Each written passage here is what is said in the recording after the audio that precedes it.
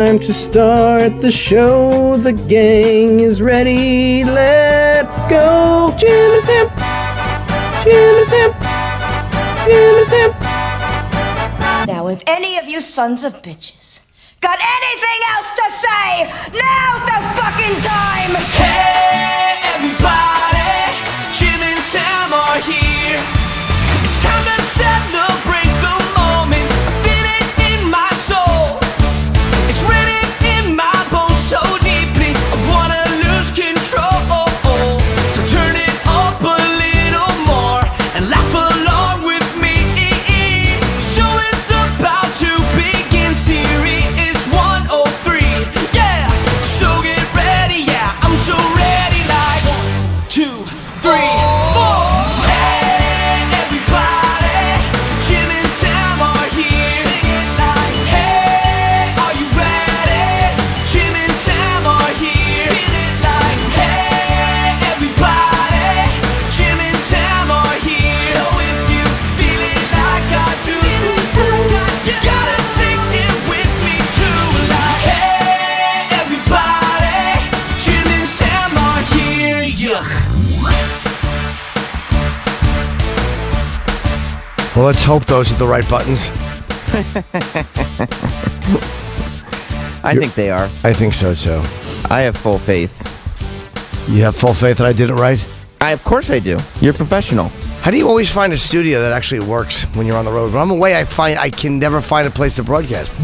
Well, they hooked me up good. I'm in Chicago this morning, and they found a radio station, AM 1160. Hope for Your Life is where I'm broadcasting out of this morning in Chi-Town, in Chicagoland. Oh, okay. And Florentine's in studio with us. Jim is here.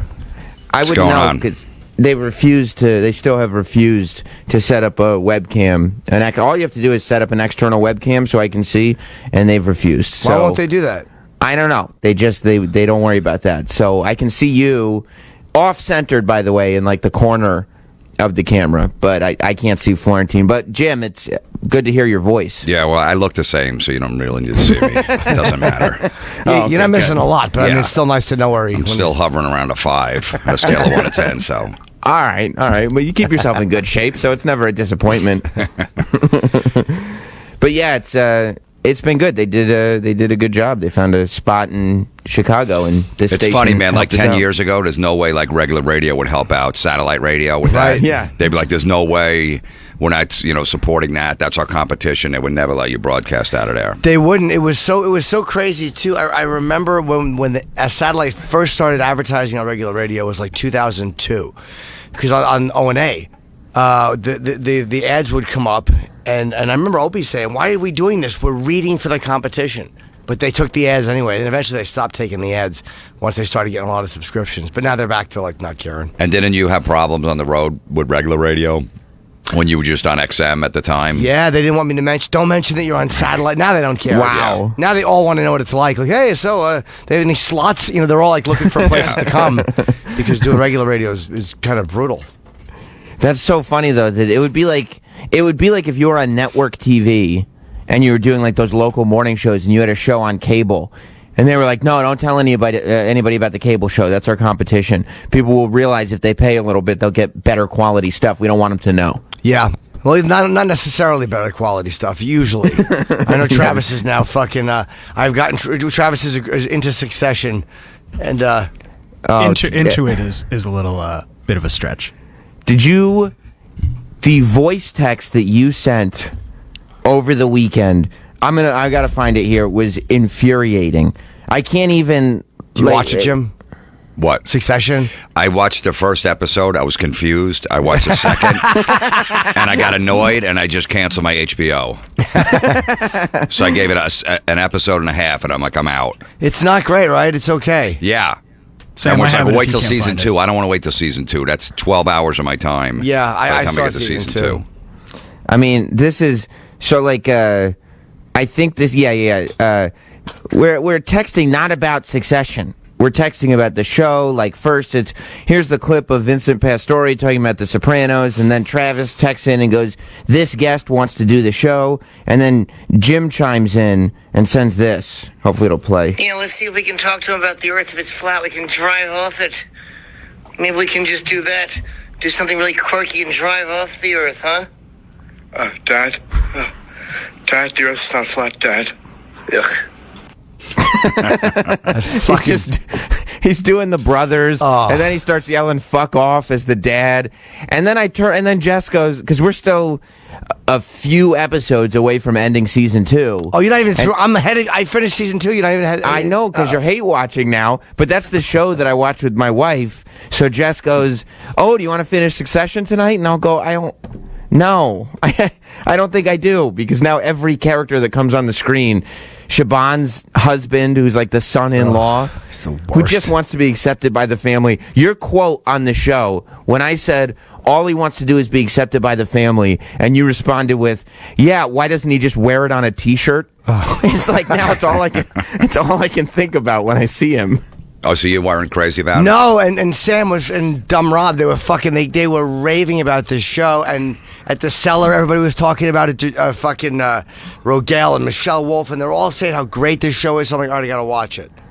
And I watched it, and I was like, oh, it was really funny. So now my job is to turn everyone against it. Right, but you sat through it just hoping that it was going to get better? Yeah, season 2 is better than season 1, but I still had a lot of problems with it. But all the actors are good. Yeah. Like, it's not that it's shitty actors, I just don't like the way it's written. It's like written like a network. It's not written like an HBO show. But it's those little flaws that are like you could look past them, but once you point them out, they're just there. Dude, they literally take anything interesting happening, they skip over to get to some dumb thing about the character. Like there's some really interesting piece of action about to happen, or this moment's supposed to be between these two characters. All of a sudden they go to dumb Greg, and he's like, I don't know. But what the fuck are you guys doing? They have to get each guy the certain amount of screen time. Yeah, it's really terrible. So the show, for anybody that hasn't seen it, is about this like a guy who runs this $1 billion media conglomerate, like richest dude in the world guy, and his family. And the basic premise is that he's an old man. He's got three grown kids. Yeah. And they're all kind of vying for who's going to be the one that takes over the company. And we're supposed to get involved in the drama and care as to which one of them takes over. Well, ideally, I think you would, hope that you would put on a television show where people care about the characters. Sure. Not really. No. When I watch shows, I really don't care about them too much. If they died and I might feel bad, no, I don't. Not really. Oh. I'm like, I hope they're going to get their shit together. It depends on what the writers wrote, so. Well, what fictional show, Florentine, do you like? Well, I watched The Affair on Showtime, and that one annoyed me too. Like the first season was pretty good, and the second one, and then I just I gotta watch this whole thing, and it just annoyed me through season 5. Did it start getting annoying? Yeah, and so did Homeland on Showtime. I got really bad. Dude, season 1 was good. Yep. And then it lost me when he goes to when he walks in with a bomb belt to blow up the president. Right. But his dumb daughter talks about it. Yeah, they're in the room. They're in the. Yeah, I know. And wait, you didn't even get to like season 3, season 4, when the head of the CIA or something is captured by the Taliban. Yeah, that's gonna happen. Okay. Oh, is it really? Yeah. Oh, of course. Yeah. Abu Nasir. Yes. Yeah.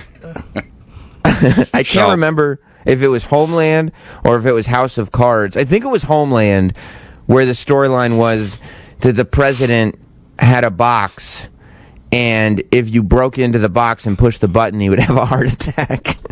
That wasn't Homeland. No. Well, maybe unless later season. No, he had pills, and the vice president had pills that he needed to take for his heart, and then he was having a heart attack, and Brody looked at him and said, "No, fuck off." I wish that wasn't on your soundboard.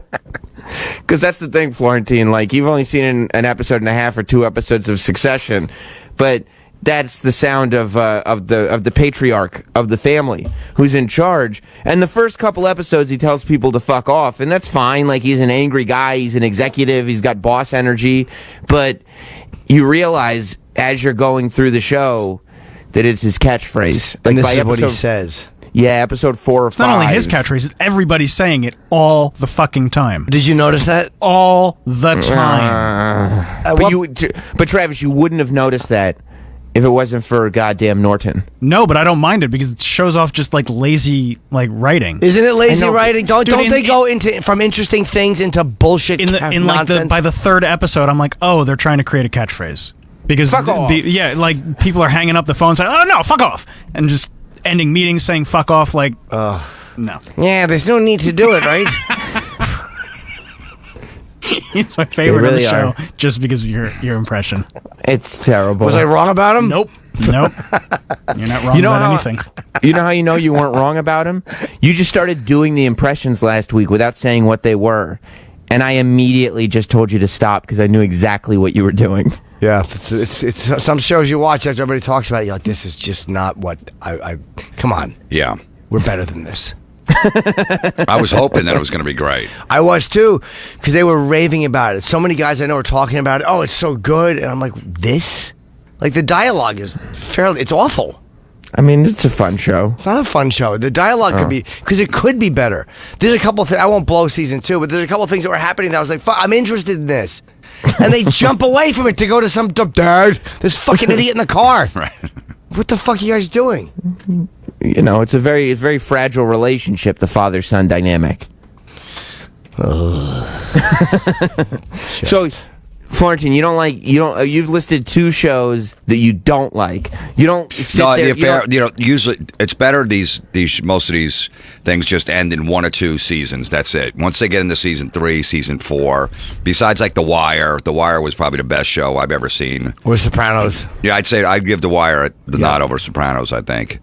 For consistency. But even The Wire, like, they ended at season, 5? Season 5. Yeah. So they didn't go too long. But a lot of them, it's just better to go season 1, season 2. Yeah. Fargo, the TV series, season 1 with Billy Bob Thornton was phenomenal. Season 2 was okay, and then season 3 was just shit. Who's in season 3? I don't remember who was in season 3, but Jesse season Plemons? No, I think season 2 was Jesse Plemons. I love season 2 as well. I like season 1 was unbelievable. With season Billy 1 Bob. was. And Martin, was that also Martin Freeman? Yeah. Yeah, season 1 was like one of the best seasons of TV ever. Season 2 of Fargo, it was really good, but yeah, I don't even think I watched season 3. That was the one with Ewan McGregor playing 2 or 3 characters. Yeah. Oh no, is he really? Yeah. Yeah, he played twin brothers. I thought it was good. I thought Ewan McGregor was really good, but compared to 1 and 2, it was not good. Better in Fargo season 3 or Moulin Rouge? Moulin Rouge. Okay, good. Because I like when he sings and stuff. I thought season 2 was great. That black cowboy guy, he was amazing. Yeah. In what, Fargo? Yeah, in season 2. I don't remember it. Season 1 is one of the best seasons of television. Yeah. Ever. Yeah, definitely. But season 2 is really, really good too. Yeah, it's good, definitely. But you're right. Yeah, season 3. I think he did even a 4. They're doing 4 with Chris Rock. They're doing 4 now. Yeah, Chris Rock's in it. Yeah, he's starring in it. All right. They do it good though because they don't. It's one of those. I forget what the word is, but it's not like the seasons standalone. It's a limited series. It's a limited series, but it's also like each season is basically its own show. So they don't try to an anthology. piggyback. Anthology series, like American Horror Story. What'd I miss? You missed the fucking Rob was trying to hook up a GoPro on a stick, and you thought he was clever, and it just fell on his head, and it made me happy. Just bonked him right on the head. Yeah, they caught that. I hope the camera they sure did. The camera catches everything. Oh yeah. Rob was quick to send out the Jim Norton smacking himself in the face with headphones. Sure. I can't wait to see the GoPro bouncing off that empty head of his. Yeah, it just fell on him. I don't know why it made me so happy. I mean, of course, I know exactly why it made you so happy. It's a great thing to see. Yeah, it did. It brought me joy. Fuck, I was going to ask something. That totally made me forget it when I watched that fall on him. God damn it. Anyway, I'm happy it happened. I do want to hear one thing. I did not see the LeBron farting, and everybody's talking about it the minute I walked in. I'm fell so glad. too. You saying Rob's not the clever boy he thought he was? No, not at all. He's trying to hook something up with like a little arm that will grab a ledge, and it's just not working. He's not our best boy. No, he's not. No, he's not. I'm first of all, I'm really glad you haven't seen it. And second of all, I was watching the video last night. I got home from. I'm here in Chicago because was doing Survivor Series last night, and I was doing NXT Takeover the night before. But I got home last night. What did you do with Vince, by the way? I saw your picture. With Vince? No, that wasn't Vince. That was JBL. Oh, I saw a picture. I thought that was Vince. Okay. Yeah, no, me and JBL hosted on the kickoff show of Survivor Series last night, and JBL said that he was excited because it was the first time he's done something in wrestling where he's not the most hated person that he's doing broadcasting with. I was trending again because the wrestling fans were so pissed at me. You're literally more disliked than Prince Andrew. We were in Chicago on Saturday, me, Voss, and Bobby Kelly in Bennington, and Sunday, me and Voss in the Chicago airport, O'Hare, and there was a wrestler. I don't know who he was, but you could tell he was. And Voss goes, he must be a wrestler, and he's walking next to him. He goes, I'm going to talk to him. I go, leave the guy alone. And Voss just goes, did you win your match? Oh my! And the guy, he didn't even look. He just goes, I didn't do anything today, and he just kept walking and just kept walking straight. I go, Voss, that's what you would have said to somebody if said, how was the comedy show last night? Yeah. He just goes, I didn't do anything today, and he just kept walking. And he'd be honest. I'm not sure who. It looked like the Undertaker, but it wasn't the Undertaker. It was somebody. Oh, so did you win your match? Yeah, What did an you win idiot's your question. match? He just wanted to be left alone. It really is a dumb question. But Yeah. Voss would be totally annoyed by any comic coming up, any fan coming up to him. How was the show last night? Yeah, how was it? Though I didn't have a show. It would And be that like was if somebody came up to Voss in the airport, like, "Oh, Rich Voss, what was your favorite joke that you told last night?" Like, what? Voss is going to walk through an airport and tell his joke? No, he doesn't even do it in a comedy club. And they turned it wasn't for Survivor Series, but for the night before on Saturday, when we did the pre-show, for the first time they turned the house mic on, so when we were doing the show for TV, the arena could hear us. And every time I talk, He sounded great for the last 3 or 4 tours. I would say the last 8 years. Is he lip syncing on those too? Never. No. Oh. He sings because I know he doesn't lip sync when he's live doing concerts because the mistake. I'm just sure what Jim thinks of it. I want to see what I'm curious. Look, I love when celebrities keep their fan bases engaged. I think it's great. Well, he wanted to trademark Taco Tuesday, but he got Like turned he's down. He's the first person who's ever said Taco Tuesday, Yeah. right? That's like me trademarking Thirsty Thursday. Like, yeah, it. Troy's looking for it on Instagram. Well, just put a video for it. Or if you just Taco Google Tuesday, because Did you Google LeBron Taco Tuesday? Don't miss Black Friday savings at Bass. Yeah, I Oh just did boy, it now. on Instagram. Okay. Yeah, you can. Troy's Google it. trying to sneak some commercials he does into this the show. pretty much like every Tuesday. Taco So, Tuesday? Yeah. Do we have to posts pay it. LeBron if we say Taco Tuesday? No, because he didn't get the trademark. Oh, thank Because God. it's been around for a while. Oh, has it? Yeah, I guess they realized. LeBron wasn't the first? Yeah. He's a morning radio show in 1988. He makes all. Okay. They don't want to. They wouldn't do it if it wasn't LeBron. He just doesn't. Like taking it, so he was in the background of the picture and he knew what we were doing. He kept turning away.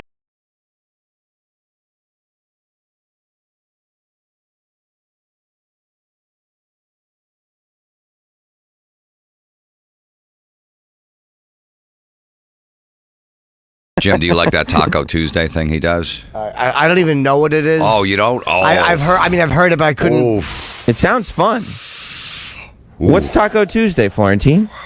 I don't know. Pull up a clip of it, and it's self-explanatory. Is it something he does on social media just to keep people engaged? Yeah, just every Tuesday on okay. Instagram or whatever. Oh, that's fun. I'm just sure what Jim thinks of it. I want to see what I'm curious. Look, I love when celebrities keep their fan bases engaged. I think it's great. Well, he wanted to trademark Taco Tuesday, but he got. Troy's looking for it on Instagram. Well, just put a video for it. Or if you just Taco Google Tuesday, because Did you Google LeBron Taco Tuesday? Don't miss Black Friday savings at Bass. Yeah, I Oh just did it boy, on now. Instagram. Okay. Yeah, you can. Troy's Google it. trying to sneak some commercials he into does the this show. pretty much like every Tuesday. Taco So, Tuesday? Yeah. Do we have to posts pay it. LeBron if we say Taco Tuesday?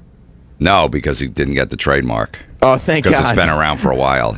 Oh, has it? Yeah, I guess they realized. LeBron wasn't the first? Yeah. He's a morning radio show in 1988. He makes all. Okay. He makes all of his friends do it too. Like if they're around, and they don't want to, they're just annoyed by it, or they have to because they're hanging around LeBron. You think it makes his friend? You think LeBron's friends just hang out with him because he's rich and he's LeBron? Of course, and then they have to participate, and you could tell that they don't want to. They wouldn't do it if it wasn't LeBron. He just doesn't seem like a nice person at all. No. He's just convinced that he's funny, though, because he's got people around him that have to laugh at his chicanery.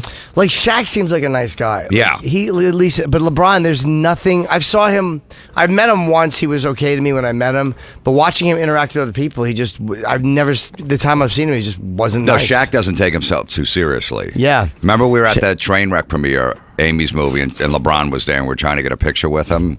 Remember and then we couldn't get near, and we didn't get near him, yeah. So we were like 10 feet away, and we had Jonathan taking it, like, so he was in the background of the picture, and he knew what we were doing. He kept turning away. Yeah. He kept looking down. I respected that he did that. He's like, these two assholes, I know what they're doing. I already got one, so I didn't care. Right, he kept putting his head down in every picture.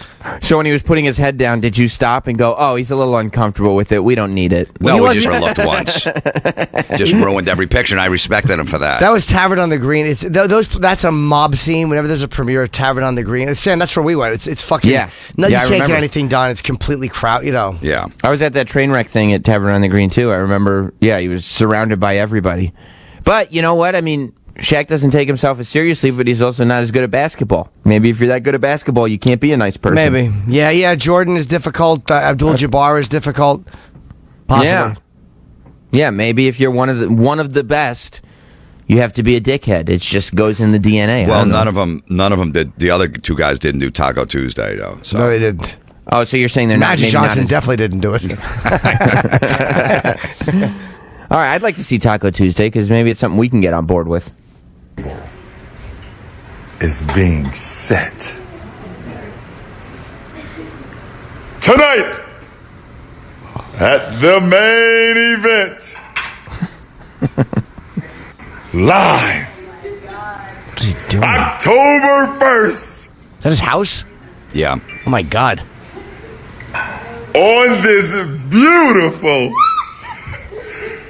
Tuesday. What do we have?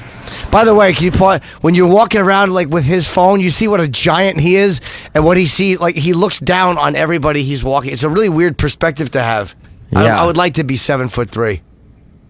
Yeah, he probably never had to worry about his hairline until the TV camera started picking it up because nobody saw him from above. Yeah, plus he probably didn't plan on having to do it when he was 22. Yeah. Who do we have? Wow. How much do we have? What's he doing? I don't understand. He's going around to his different family members, people at his place. Dinner's getting served, and there's a bunch of taco shit laying around. Yeah, but he's just like... And he's setting it up. It's horrible improv. Yeah. Not that he's supposed to be an improv master, because I'm not a good basketball player, but...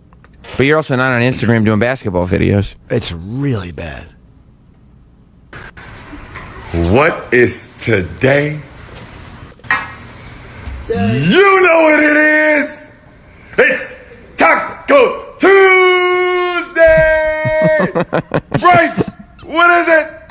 By the way, that thing he just did where he's filming and he turns the camera around, how the fuck did he do that? What did he do? While he's filming. You can do that on Instagram. It's on Instagram. You can do it while you're on Instagram, With the stories, but you can't do it on just the regular video. Oh, okay. Right. Zuri, what is it? Taco Tuesday. Austin, what is it? Taco Tuesday.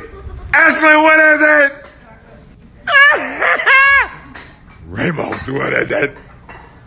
It's a lot of people. D, what is it? Taco Tuesday. And last, Savannah, what is it? Savannah, I know what it is. what is it? Oh, hey, Miss Courtney. What is it? Oh, we missed some. She said, "I am good." Is this just LeBron kind of? Is he just celebrating the fact that he's doing something normal? Yeah. Like, I mean, like that annoys me less, actually, that video, because he's just hanging out with his family. Yeah, but he usually does it with like his buddies that are over. But he has to do it every Tuesday, and then I think probably every Tuesday or every other Tuesday he does it with his buddies hanging out. Did they make him do it? I don't like that they have to sing it, but yeah, like it would be different if you saw Florentine doing that with his kid. It'd be like, oh, I guess that's what they do on Tuesdays. He's got a little kid, like that's okay. But if it was Florentine and then he was like making you and Voss and Phil Selman do it, you'd be like, what is he doing, torturing his friends? Just watching Voss try to say it would be worth it. Yeah, no, that's an awful thing to do with grown people. It's less annoying because it's his family. Like, I'm less irritated with that than I am at watching other stuff. That's his family. It's his family.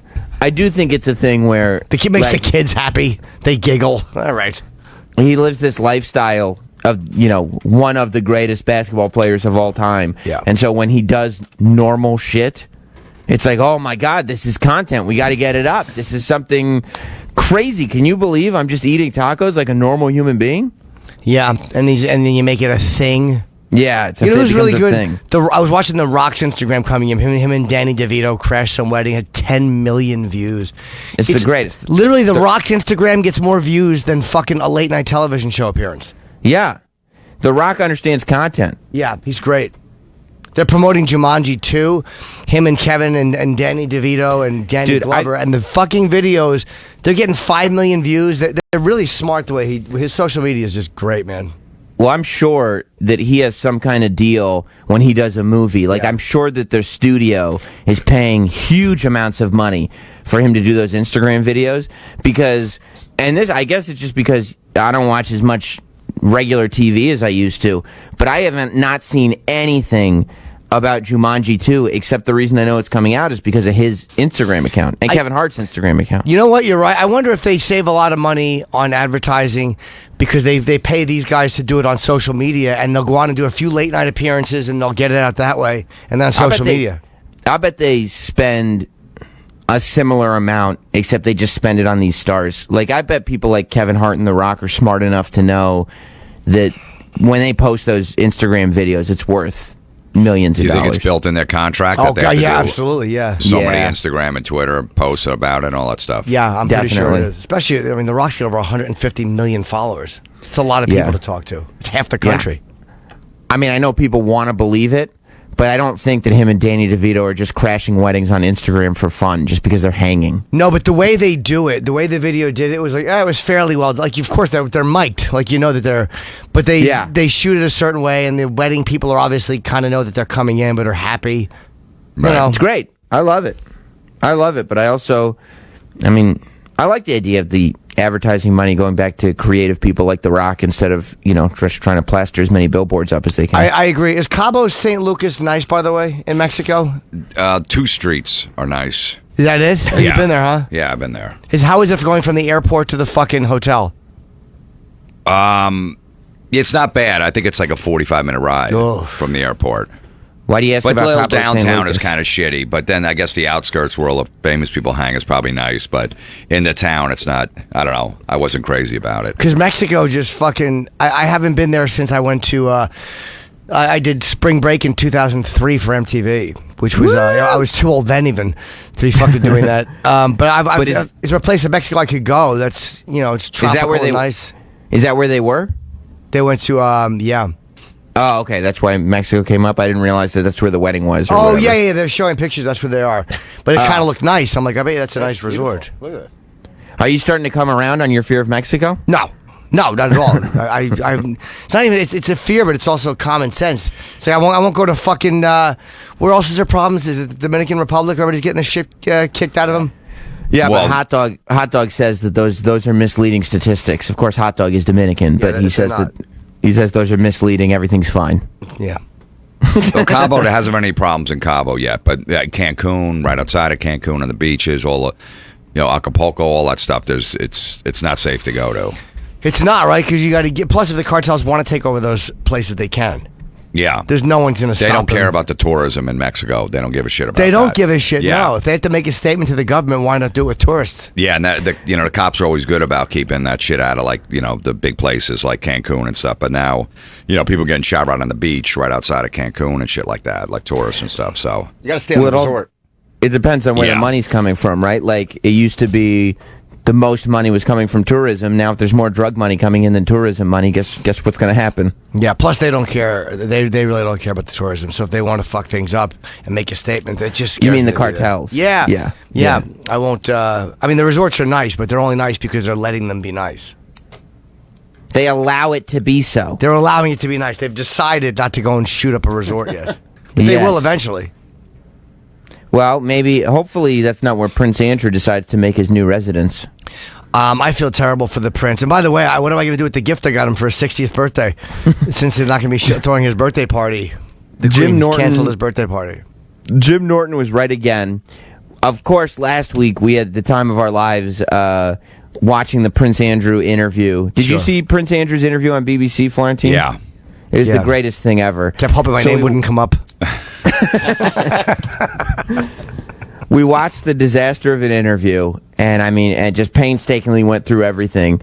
And then Jim Norton, you were the first one to say he's going to be stripped of his duties at the royal family. Yeah. So on Thursday, first story came out. Well, okay, so Wednesday, the story that came out was that the Queen, Queen Elizabeth, supported Prince Andrew. 100%. 100%. Clearly, she had not seen the interview. Yeah. But said she supported her son, Prince Andrew, and that everything was fine and it was all good. And within 24 hours, one story comes out where Prince Andrew says, I'm thinking about doing a second interview to clear up what happened in the first interview. And immediately after that, the story is Prince Andrew is being removed from his public royal duties. Well, he said he stepped aside. They let him step aside. Right. Everybody knew the fucking Queen kicked him in the dick and threw him out. But he said, no, I'm going to step aside from all of my charity work to clear this mess up. Of course, I'm going to work with the FBI. It was disastrous. But they fired his secretary because she talked him into the interview. But why fire her? Because he sucks on his feet. They're mad at her? Somebody's got to be there to protect him. Everybody's got to go down. And then the news story is that the royal family has decided that that's not quite enough. He's being kicked out of Buckingham Palace. He's not going to... Remember when we watched the interview, the one thing that we did, besides, mock him severely for being such a terrible interviewee, we talked about how beautiful the room was. Yep. The nice carpet, the nice background, the pictures on the wall, It the was really chandelier, nice. everything. Delightful. He can't live there no mo. They're throwing him out of Buckingham Palace. Well, they're saying, too, now there's an article that said he buried his face in a stripper's breast at Epstein's. That's the most normal thing I know. he did there. What's the big deal about that? That's fine. No one would care if that's all he was She doing. was 14. That's a problem. That's a problem, yeah. I mean, she was the right age. Who cares if he's shoving his face in some stripper's tits? Good. At Epstein's place? Is that where he did it? At an Epstein party, it's saying. Yeah, I'm assuming that they were, if it's a stripper at a big party, I'm assuming she was old enough. Well, look, it's an Epstein party, first of all.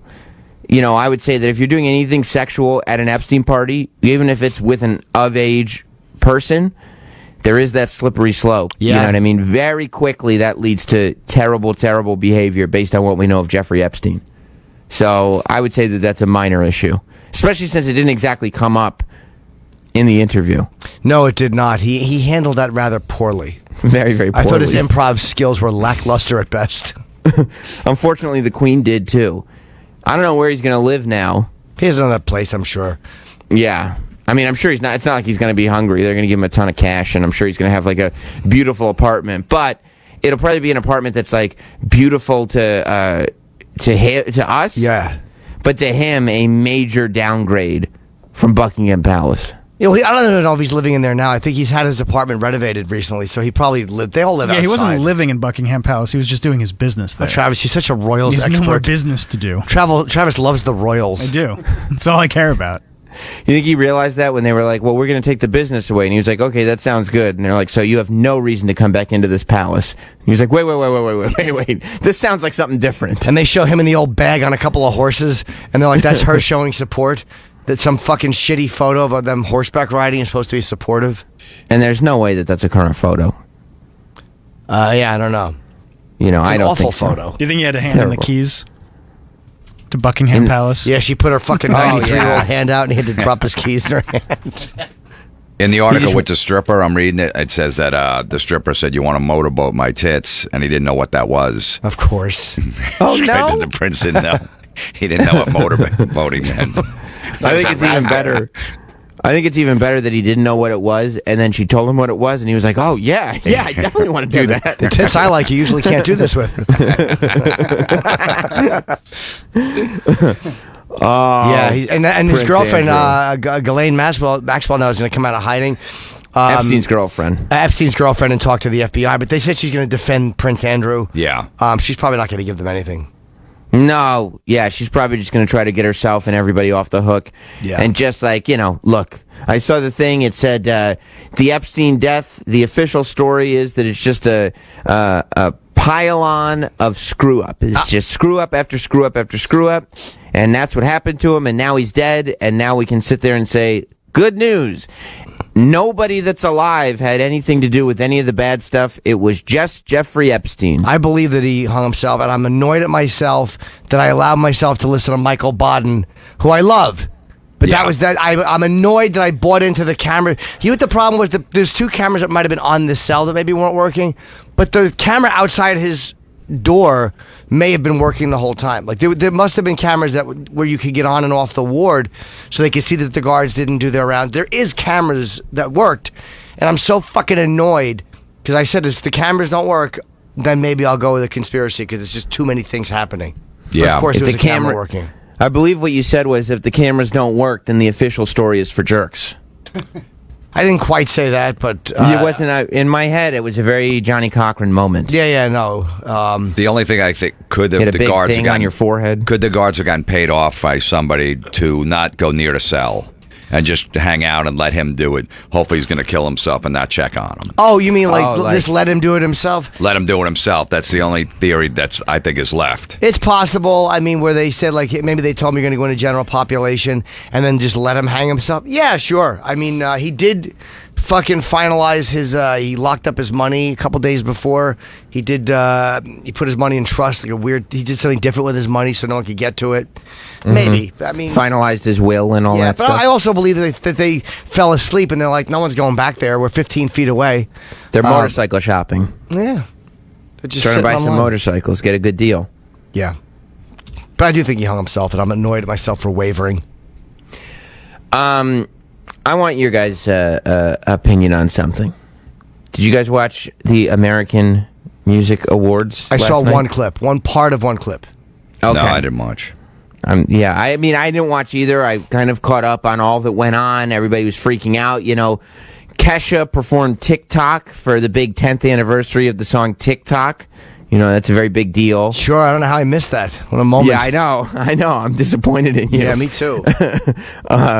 Taylor Swift won the Artist of the Decade award, and she gave her speech without ever mentioning her beef with Scooter Braun, which was really, really very big of her. Really, really inspiring. Did he say was she allowed to play her music? I think she did. She was allowed to play her music, and she displayed a lot of girl power by letting Halsey and Camila Cabello sing along with her song. Yeah. Showed female empowerment, which was really also very, very inspiring. Yeah, I felt the same way. As a young woman, I felt very inspired watching it. Yeah, there's no other woman that's ever sang at the American Music Awards before. You're right, Jim. This is a big moment. She's doing a lot of great stuff. Yeah, it's really important. Well, she took two of the most famous female singers in the world and made them sing her song. So it really showed, unity and female empowerment. Right. It was important. It would be like, Jim, if you were like, hey, I got Chris Rock and Jerry Seinfeld to do my jokes with me.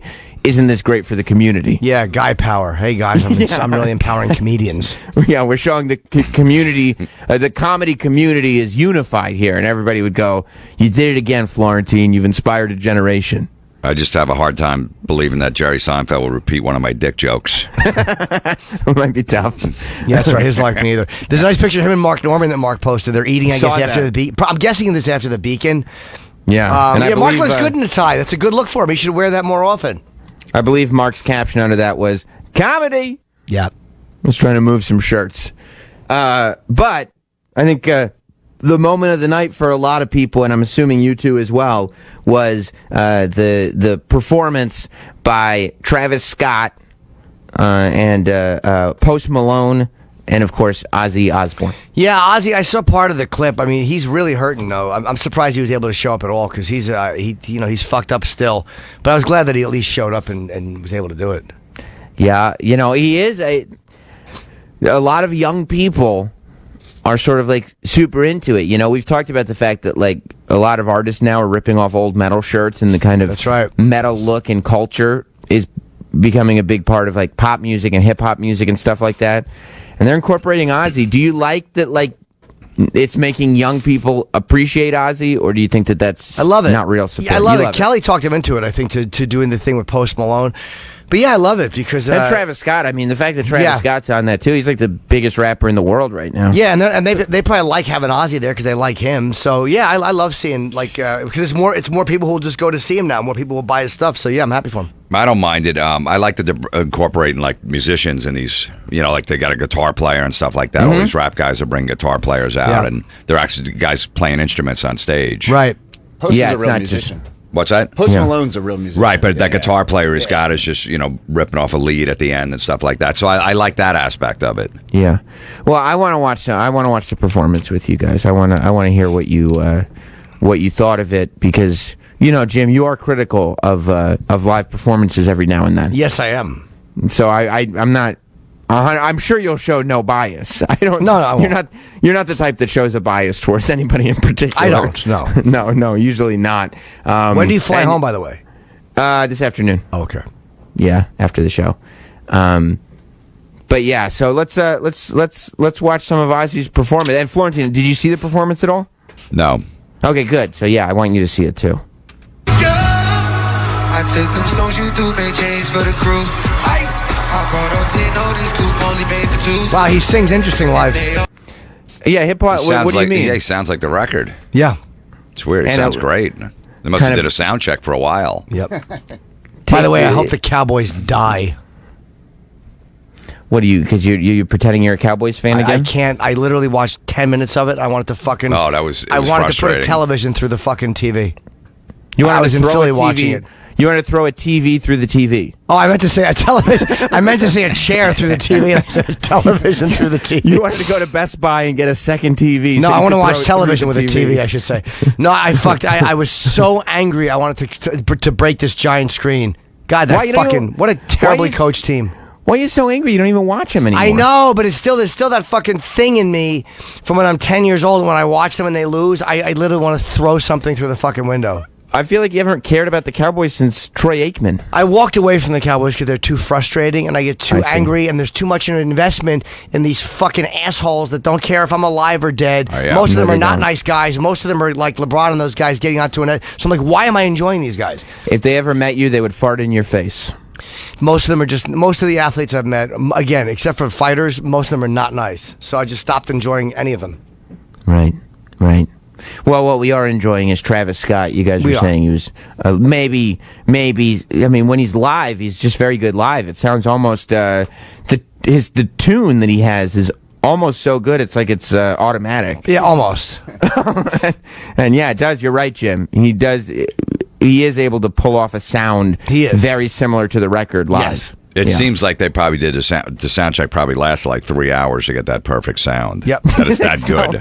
Which is crazy because so many performances on that show. They must have been there for 2 weeks sound Yeah, checking. I know, because everyone's got to go up there and do a sound check. So I think they warmed up the night before. They did some. Ozzy put on Instagram something in L.A. where they were on stage at the Forum or something. So I'm guessing that they did some kind of a warm up show the night before. Right. Well, with Ozzy's choreography, it really looked like he needed to get a lot of practice in. I'm sure he did. He's very, very banged up. Don't leave it, ain't nothing left to do. I need some more reasons to live out this evening. I've been sipping whatever, reaching, taking whatever, hoping, thinking whenever you be back on road. Go our ways, whichever you say, how it's however you know. So I'll never be alone. Blow it out fast, shut it went back.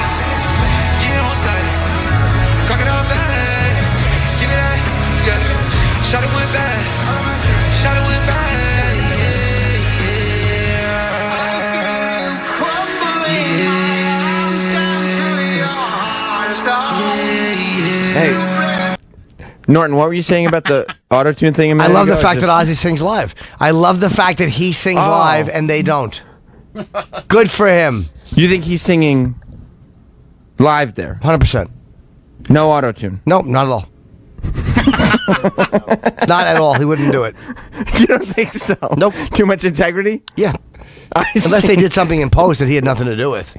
He always sings live. Jim, how annoyed are you that it's Ozzy singing and they're just going with auto-tune all over him? I don't.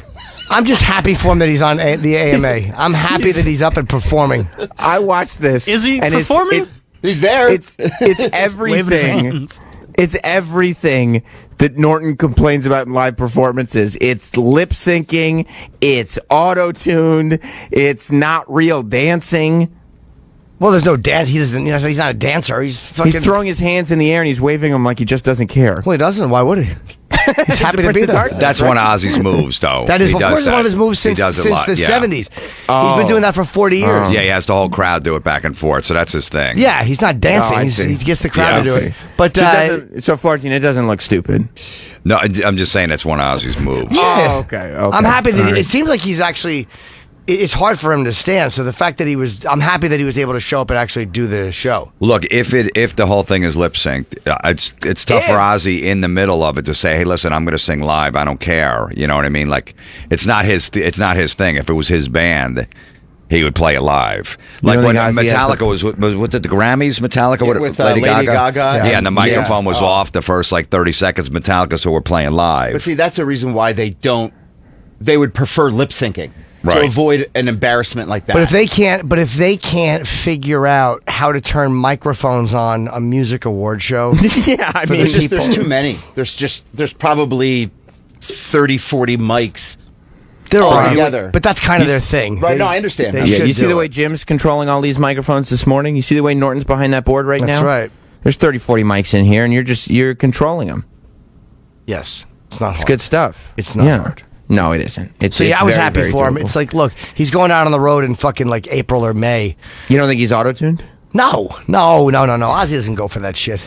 All right, let's play a little bit.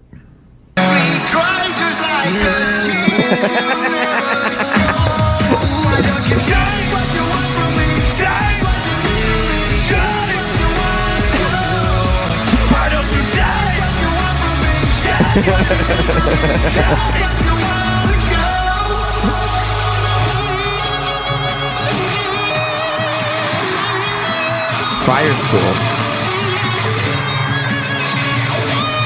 Look at those hands. Way up in the air. Waving them way up.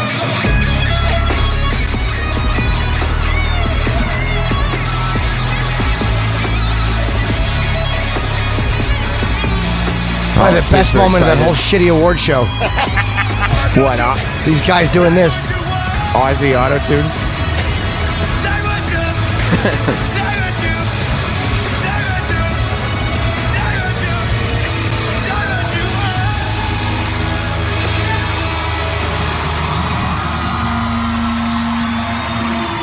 I'm not mad at that. No, not at all. I like Post Malone. Me too. Look. I think it's great, but you can't from a person who literally we can't watch a musical performance without somebody in the studio disgusted at lip syncing. That's right. Or auto-tune. Whenever anyone is lip syncing on an award show and or auto-tuned, there is a person. I dislike it a lot. That's why I'm happy they let Ozzy sing live. I'm glad they let him do it. Did Ozzy put all that fire out with one of his patented buckets of water? I don't even know if it was real fire. Oh. I think it might have been fake. But that's because the venue was too big a pussy. That's not his fault. I like how they kept going in the crowd and showing the crowd singing along to it. I've never seen a hotter chick sing an Ozzy song ever. Ever. It's just a bunch of fucking drunk Jersey guys singing Crazy Train. I've never seen a 9 sing an Ozzy lyric ever in my life. So I'm Even happy about that. In the peak of Ozzy. Never. There's never been a girl over a 6 at an Ozzy show. No, they tend to not be the most attractive young ladies. But it's okay. So that was live, you think, Jim? And yes, absolutely. Okay. Yeah, his part. Yeah, they just turned his mic on and he just decided to go for it. It's amazing how good he sounds. Yeah, he sounded great. He sounds great. He sounded great for the last 3 or 4 tours. I would say the last 8 years. Is he lip syncing on those too? Never. No. Oh. He sings because I know he doesn't lip sync when he's live doing concerts because the mistakes he'll make in the lyrics are not from the album. Like he sings things backwards sometimes, or he'll mix up a word. Yeah. So it's very difficult for him to. I saw him at Mama, I'm Coming Home last tour. He messed up the lyrics halfway through. Yeah. And then he stopped and the end of the song goes, I want to do it again. I messed the song up, so he did it over again. Yeah, sometimes that happens. That's awesome. He's been doing that since the 70s. He's 70 years old, so I mean, just that he's still up there performing. I think that's cool that he messes up and redoes it. It gives you an experience. I don't think anyone's getting mad at that. That's I awesome. like the backwards. I think it's dyslexia, like where he'll do the second verse first. He's again doing that for fucking 40 years, so you always know that it's live because he sang the second verse first. Oh yeah. Makes me happy. It's weird though. He got the verse in the right order at the AMAs. Well, he did, yeah, because it's a new song. And it's only like fucking one. Just the chorus, I guess. Yeah, just the chorus. He's not an idiot.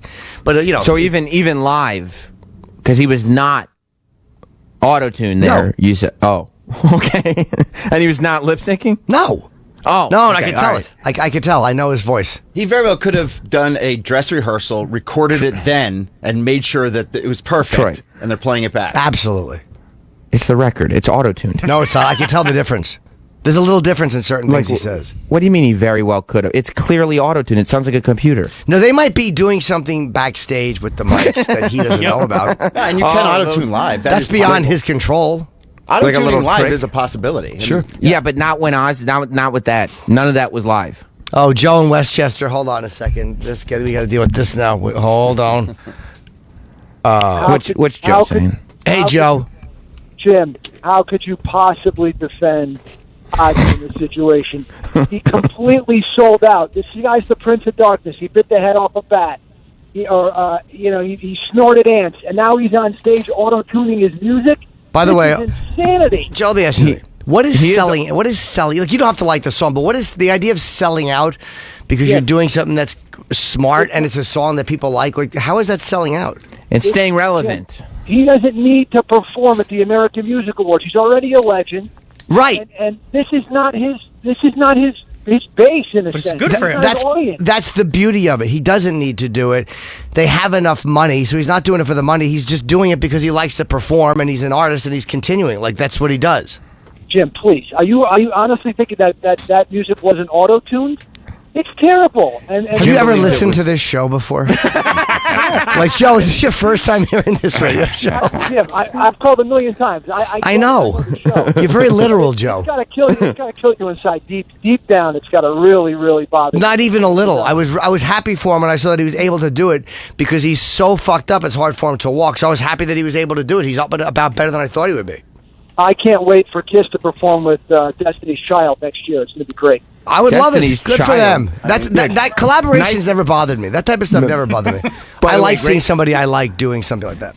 Great reference in 1998. I can't wait for Destiny's Child Yeah, to come on, perform. Joe. Get a hold of yourself. The song is good. And if you're going to say Ozzy sold out, I mean, he did the reality show. You could be like, well, he sold out there. Yeah. Metallica sold out when they cut their hair. Exactly. Metallica sold out when they had Marianne Faithfull on it. Everyone sells out to people. When they gave their music to car commercials, all that stuff. So it's always been going on. You know, Aerosmith going on American Idol, Steven Tyler as a judge. So at this point... You never saw Springsteen go on American Idol. He wouldn't do it. Springsteen has done commercialized. Are you a big Bruce fan? Do you think that he's a Joe? You know why Springsteen wouldn't? You know why Springsteen wouldn't? You know why Springsteen wouldn't do American Idol? Because they wouldn't pay him enough. If they paid him what he wanted, he would have done it. Yeah. I'm not a big Springsteen fan, to be honest, but he hasn't done it, and I don't think I'm not expecting Ozzy to do it either. Yeah, Ozzy is just being Ozzy in the song. Like, to me, selling out is different. If you give up who you are, or you start denying who you are, or like fucking writing off who you are, like, oh, you know, that's bad stuff, or condemning what you, that to me is selling out. But a guy just doing a song with a relevant young artist is not selling out. I would love to hear. And then also, you know, Kelly told Joe. him. Kelly wanted him to Take do care. it, to work with this Post Malone dude. So sometimes you just do stuff for your kids. Yeah, and it was the right move. She did talk him into it. She talked him into the album too. And he's already solidified as like royalty. So like, who cares what he does at this point? But you know yeah, what if his daughter wants him to do it, it's like, come on, Dad. You know, like, you know, I rode the teacups in Disney World with my kid. I think I would have done that on my own. Yeah, I guess, but I mean, Kelly's like in her 30s at this point. It's not exactly the same thing. Yeah, but she's, if your kid his was dad, he's in like, come on, Dad, do this. This would be great for you. And he's like, all right, fuck it, I'll do it for Like my kid. Aerosmith got called sellouts because they started doing ballads and changing the type of music they did that people liked. Like, he hasn't done that. I mean, his new album is heavy. It's not like he's all of a sudden he's only doing love songs. I mean, he's doing the same thing he did 35, 40 years ago. I completely support Ozzy and what he's doing. And I like when artists decide to stay relevant and change their music instead of just touring with the same songs over and over and over again. And like now you can see Ozzy on tour and he can do some of this stuff and he can do the old stuff and there's actually like a varied catalog. But what I would love to see is if Aerosmith, for example, had been on stage last night, lip-syncing and auto-tuned, and just to hear the difference in Norton's tone. If I thought they were auto-tuned, I'd probably say it, sure. But you don't think Ozzy was? No, I know Ozzy's voice. I know what Ozzy sounds like. And yeah, if there was a guy fidgeting in the back, Ozzy can't stop that. Right, and that's not up to him anyway, is it? No, he doesn't control that. He just kind of came out. It's not his song. Right. He just kind of came out and did them a favor and sang and made it an event. And he threw his arms in the air and he waved them around like he just didn't care. Absolutely, he doesn't. Yeah. Yeah, that's a very Ozzy move. So you were happy about it? Oh, of course. I was happy for him. Look, I like Post Malone, I like Travis Scott, I like Ozzy, so I was happy about it too. But I did. I don't care about the other two. No, I'm sure of that. But I did find it hilarious, and it might come up again the next time you criticize a live performance. It can come up anytime. It can come up 5 days a week, and I'll give the same answer. I love to somebody calling up and be like, "You got to admit, Ozzy's a sellout." When your favorite band is Kiss, who's Joe or mine? No, Joe. That anybody would sit there and be like, Jim, like you got to call out sellouts when you see them, and it's like, I mean. They're not my favorite band. Sabbath is my favorite band, but I do love Kiss, yeah. But you know what I'm saying. One of your favorite bands just played for Sharks. I know. It's fucking the coolest thing ever. The fucking Sharks, how dangerous. They could have been injured. And I mean, how badass is it that Kiss is so dangerous that even the Sharks swim away? That's the point I was making. They're afraid of getting fire breathed on them. They don't want to lose their minds in Detroit Rock City. None of that stuff bothers me. Like, I've always kind of liked that stuff, even though a lot of it's campy. I'm like, who cares? You just, I don't know. You just ignore it if you don't like it. Like, it just doesn't even stay on my radar. When Metallica did that album with Lou Reed, I just ignored it. I knew they weren't going to tour. I knew they weren't not going to do Master of Puppets and Enter Sandman when they played live and play those Lou Reed songs. It was just a little side project they did. I just didn't get it. I didn't get into it. I wasn't mad at them. It doesn't bother me either. This idea that like these popular artists shouldn't be making business moves because it's a sellout, like that's ridiculous. That's it's a bunch of people thinking. And it is, and it's a bunch of people who don't live by that. Like it's almost like these people who say you shouldn't do that would do anything at work that they had to do to advance. Like so Kiss wants to stand on a tugboat and fucking and play for $200,000 to knock yourselves out. Well, it's not like Ozzy's changing who he is. He's not going up there rapping. You know, like he's singing. Yeah, he's doing what he does. And the song is good. Well, they're auto-tuned. Well, okay. He's up there opening his mouth, and words are coming from somewhere. And if somebody is doing shenanigans behind hopefully they were scolded for that shit. That's not Ozzy's fault. The way I look at it, wasn't Ozzy's song. He's just a little part of it in the middle. Good for him, and so it's good whatever for they had to do, because it wasn't, if it was his song and it was all, auto-tune and all that stuff, then I'd be like, all right, I'd have a problem with it. But he's just a little part of a bigger song. Exactly. Plus, Ozzy. So he's got to play along. He's like, what am I going to do? Yeah. I love when people go like.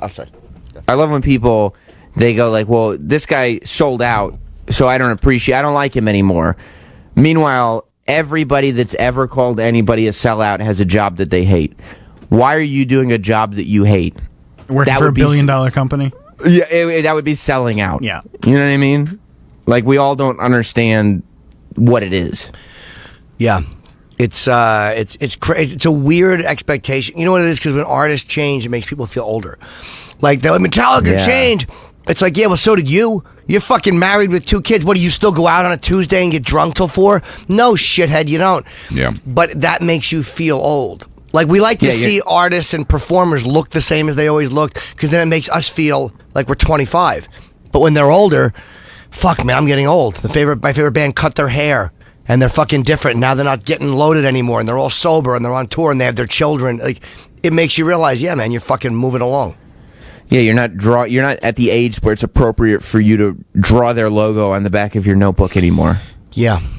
Yeah, like we're evolving. If you think a band just sucks after a while, that's fine. I never have a problem with that. Like, some bands just aren't good after a while, and people stop liking them. But the whole idea of selling out when they're just continuing to do what they do, it's like, who cares? What happens if, like, you have this thing that sometimes people do when they perform live, and you criticize them for it every single time, and then your favorite band does it? I would probably mention if I thought that was happening. Okay. Sure. I'm a man with integrity. Yeah, I mean, the last thing you are is a hypocrite. 100%. Yes, of course. It'd be like pretending certain athletic things are real. I just wouldn't do it. I don't know what you're talking about, but go on. Florentine, what do you think of Kiss doing this concert on a boat? Look, it's good. It's good stuff. Gene Simmons, with his box set that he put out, or the vault last year, had a thing in there Jim. for $50,000. You can, I'll come to your house and hang out with your friends for a few hours. So when you get to that point, this means nothing. This is fine. Do you look at them and be like, these guys are fucking cheeseballs at this point? No, it's just like but you just know what they're about. He put out the biggest box set of all time, and when I say the biggest box set of all time, I mean physically. That was a big bragging point that he had. It was the biggest. If box. you spend enough money, you can help produce one of the songs. You can go in the studio and produce it on how you liked it. Oh. So at this point, this means nothing that he's going to play with sharks. That doesn't Gene destroy Simmons their is- legacy, though? Like, It was just What old legacy? songs, like solo songs that he had in the vault, and he goes, "Hey, for a certain amount, you can come in the studio with me and help produce them." But imagine like Paul McCartney being like, hey, come on in and help me do something. You'd be like, what are you doing?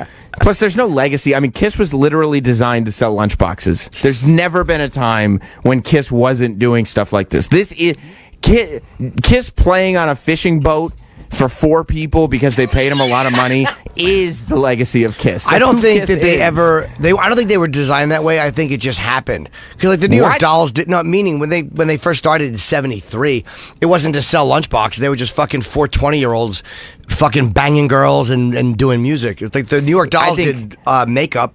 They didn't sell I think lunchboxes.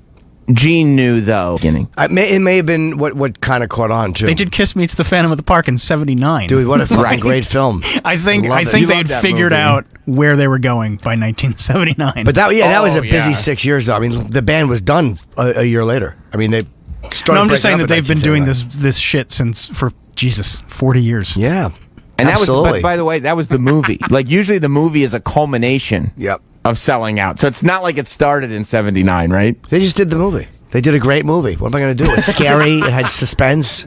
You loved it. I loved it. Yeah. No, I think it's available on Disney Plus. When I was a kid, I loved Kiss Meets the Phantom. It doesn't quite hold up. Some of the graphics are not what they used, what I thought they were. But the Kiss didn't comic they like? book. One of the band members have to get his voice overdubbed or something? Like, didn't Peter Ace's Chris. or Oh, no, Ace. Peter's- No, Peter. Sorry. Yeah, his voice had to get overdubbed because he was too fucked up the whole time or something like that. I don't know why they overdubbed it. I've heard different stories. Yeah, but his voice is not actually, and I don't mean his singing voice. I mean his voice for dialogue was overdubbed with somebody else's voice. Yeah. I don't know why they did that. Because they used I their love real that they did voices. They hate I it. love it. They were having by then they were fractured. You know? Yeah, that's unfortunate. Yeah, Peter and Ace were fucked up all the time, and Gene and Paul were more business guys, so, Yeah. you know. Yeah. Yeah, and then they took Well, the look. makeup off in the early '80s. Yeah. Oh, yeah, this, by the way, Tim in Philly. Philadelphia was awesome this weekend. Really I great forgot show. you were in Philly this weekend. I yeah. loved, every show was great, so thank you to Philly for all the people that came out. It was great. Yes, Tim, I remember you. Hello. Hey, what's up, Jim? Hey, buddy. How's it going, buddy? You killed in Philly this weekend. Thank you. It was awesome. It was a great show. But when I got you to sign my lanyard I got from the '98 show, Sabbath, you seemed a little taken back from it. I asked you to sign something. I almost didn't want to overall. sign it. Yeah, it was a thing that I think YSP did years ago, and I know because I got one, where he had Ozzy, Bill, Tony, and Geezer signed it. It had all of the original Sabbath on it, and he asked me to sign it. And I'm like, "Are you?" I was really hesitant to do it, but it's yours, and you asked me to, so I did it. But I was very hesitant to sign anything that all 4 of those guys had signed. It seemed that I felt a little weird too. You know, like when you reacted that way, I was like, "Oh, am I doing the wrong thing?" Yeah, I don't be like that weird fan to ask you to do something. No, I didn't mind doing it. I mean, I was okay with it. So you just have the band's You're the four guys in the band and Norton? Yeah. Well, I have during that reunion tour, they had like that double album, and the CD insert, like the middle of it, has all four of their pictures, and that's what they were signing. Yeah. And we were only supposed to have like the one thing signed, but I kind of slid them on the table too. Oh, okay. He ran through it and signed them both for me. And I got the other thing framed, with the picture and stuff. But if I had this little plastic lanyard thing, and I'm like, oh man, I got to get Jimmy to sign this. Because, you're a big Sabbath fan, I am too. I just thought it'd be really cool to have you on there with it. By the way, do you guys? We appreciate it. But somewhat your voice. I turned into a complained different about person. the phone calls. He sounds like fucking Kieran Culkin. Something happened with your voice, Tim. Thank you for coming to the show, buddy. All right. Cool, thanks, bud. Be good. Have a good one. It wasn't Tim's voice. It was something with the processing on the. It was phone calls. the phones that time. It wasn't just the headphones. Right. That was a phone issue. We 'Cause I heard waited that all the online. way here. I was just thinking on that. You're in New 98. York. Yeah, at Virgin Records, right in Times Square. Me, you, and Don Jameson. Yeah, to meet Florentine is- Sabbath and take pictures with him in '98. You when they got took back pictures. together. This was weird. We were going to get our thing signed, the original Sabbath. It was on Virgin on Broadway. Yeah. And we waited for like 3 hours to get down to meet Sabbath. And it was, I had my business cards that I got them all to sign. That was what I wanted to do. I wanted to shake every one of their hands and get them to sign a business card. And Jim had a camera, and he was doing selfies with a fucking, like a disposable camera. Yeah. And you were doing, it was hard to get pictures, though, because the people around them were kind of like, no, move the line, move the line, move the line. Do you still have the photos? Yes. Jim has Are they those, good? yeah. Was that the first time you'd met them, No, I met Ozzy a bunch of times. Jim? I had met Ozzy. It was the first time I believe I had met any of them, yeah. So that's why you waited for Oh, hours. wait. No, yeah, by far it was absolutely the first. Because we met Bill Ward backstage. I thought it was the first time I got like a picture with Bill was backstage at YSP in like 2005. We went and saw them live. Yeah. Remember me and you snuck back and we just kept talking to each other like we belonged there? Yeah, that was at Ozfest. Yeah, that was at Ozfest. Yeah, that was the first time we met the other three. Geezer, Tony, and Bill. I was out of my mind. Yeah, I was. I know. We waited 3 hours. It was at like midnight, wasn't it? Like 11 o'clock, because the album was coming out at midnight or something. Yep, it was. We had to. You weed through the fucking you weave through the aisles. They have a long line. And That then store was amazing. Yeah. It was great, man. And then all four of them were sitting there. It was crazy to be that close to them for the first time. I think that Virgin Megastore, that's where I met Rob Zombie, like right before they closed it there. What year did they close it? It's been gone for a while. I know. The one in LA, like the Tower Records, is still standing there. Dude, the Tower Records downtown on like West 4th or whatever, that was like the greatest. Yeah. That was a record great store, Oh, too, my yeah. God. It looks like 09. That's right. Yeah, I think I met Rob Zombie there in 06-ish, maybe 05. Yeah, that was really in-store appearance. It was October 19th, 1998. Wow, Jim, it's a little over 21 years ago.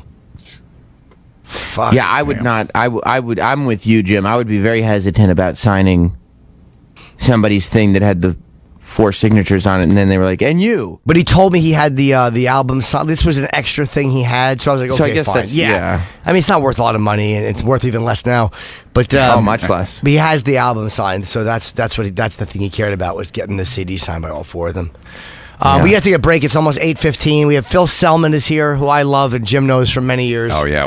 Who's Phil Selman? Phil's a comedian we've known for many years. He's a very funny guy. So we'll take a break and then bring Phil in. He was in once with Voss, but all the comics know Phil. Phil was a booker when me and Jim started Yeah. out, and he gave us a lot of work. He had these little shitty rooms that Yeah. we did all over. He was a And- stand-up and a booker at the same time. and helped yeah. us get our start, and we did a lot of gigs with him. So I'm sure he's going to have a lot of crazy stuff. I only remember one with him, but I'm sure he's got like 50, me and him on the road.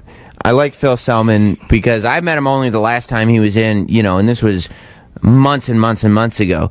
But he's great because he's been doing comedy forever. Yep. But he's not as famous as maybe he thinks he should be, and he's very upset about it. Yeah, and he should be more famous. He's correct. We agree with Phil Selman. I almost don't want to see him until he walks in like live on the air. Yeah, because I yeah. haven't seen him in like 15 years. Okay. Yeah, I like that. Yeah, I almost don't want to see. Let him come in and just start off. All right, yeah, well, because he'll ruin the moment if I talk to him 10 minutes 100%. before. I agree.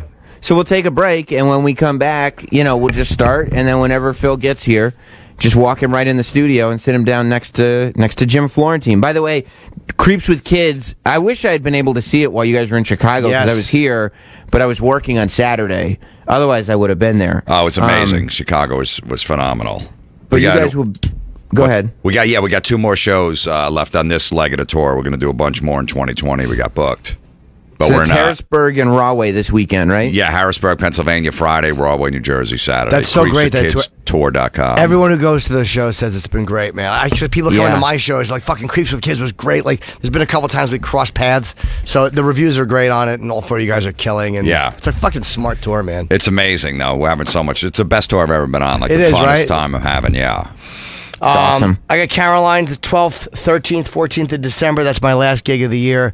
I'm starting to book into 2020, but for this year, that's it, and I'm done. We'll be right back. Me and Jim are hanging with Sam, of course, and Phil Selman will be here with us. We'll be back with more Jim Norton and Sam Roberts.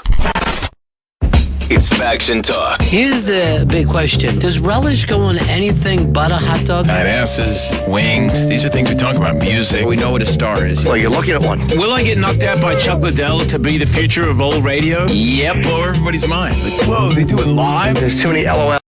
SiriusXM.com/ Jim Norton. And I'm excited. Phil Selman is on his way in, and Phil Selman is a guy that Florentine and Norton, I mean, obviously Jim Florentine and Jim Norton have known each other.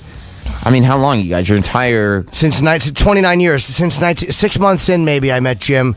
Wow. Maybe a little less. Pat Gaynor introduced us, and he's like, this guy's name is Jammin' Jim. It might have been 4 months in. No, it might have been way less than 6 months. It was probably a month into me doing stand-up I met Jim. Yeah, You he met would come Jim to my and Jim shows. There Florentine? was a club, and Jim would sit in the front with like one of his friends or by himself, like in the front row, would just stare at me when I was on stage. My buddy Tyler, yeah, I would looking watch at my comics. bulge in my pants. I'm like, what the fuck is this guy's a fucking weird. I go, I don't know what's up with this guy.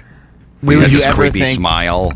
this is going to be a man I know for 30 years? Yeah, because the guy had the room. This guy Pat Gaynor goes, hey, this guy Jim over here wants to be a comedian, wants to talk to you, because I had some other room I was booking.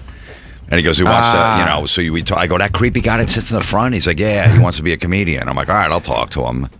Well, look who just walked in. This is a guy that you guys have known Holy forever. shit. Hey. Phil Selman is here, and this is the first time that Florentine and Phil have I haven't seen seen each Phil other. probably like 15 years. No, I think I may have saw you at a party where you blew me off. Probably. He's got the same outfit on as fucking 15 years ago, the black T-shirt and the jeans. And you do too. I want to start off by saying I saw the Irishman. Very nice work there, Jim. Thanks, Phil. Thank you. Yes, I was happy they left me in. Yes. That's all I Phil, cared about was making it in. Do you feel like the reason that Florentine has not seen you in as long as he's seen you? Because he was talking Who before is you. this? Is this a long? He's right there. Oh, you can't see it. Sam is on. He's my co-host. He's in Chicago. Oh, he's in Chicago for today. Yeah. Yeah, I'm in Chicago today, Phil. It's good to see you Good again, to though. see you too. Do you think, because Florentine, before you came in, I'm surprised, before you came in, Florentine was like, oh, I can't wait to see Phil, like, it's been 15 years, but it sounds more like the reason he hasn't seen you in all those years is because he just doesn't give you the time of day. Well, there was an incident with Jim. I will bring up. We went Please to do. we went to Amsterdam. Actually, we went to Kuwait together. Did you? To perform for you. Remember, and he brought you back a shirt. I recall. You guys were still living together. That was in January of 2001. When we went to perform for the troops in Kuwait, and on the way back, we got to stop at Amsterdam. And when we were there, you remember this, Jim? Remember this? remember. Yeah, yes. And Jim had a piece of space because I got high, and I actually apologized for any inappropriate behavior, and that was probably the last time and the first time I ever apologized for any inappropriate behavior. He goes, I have to try this stuff.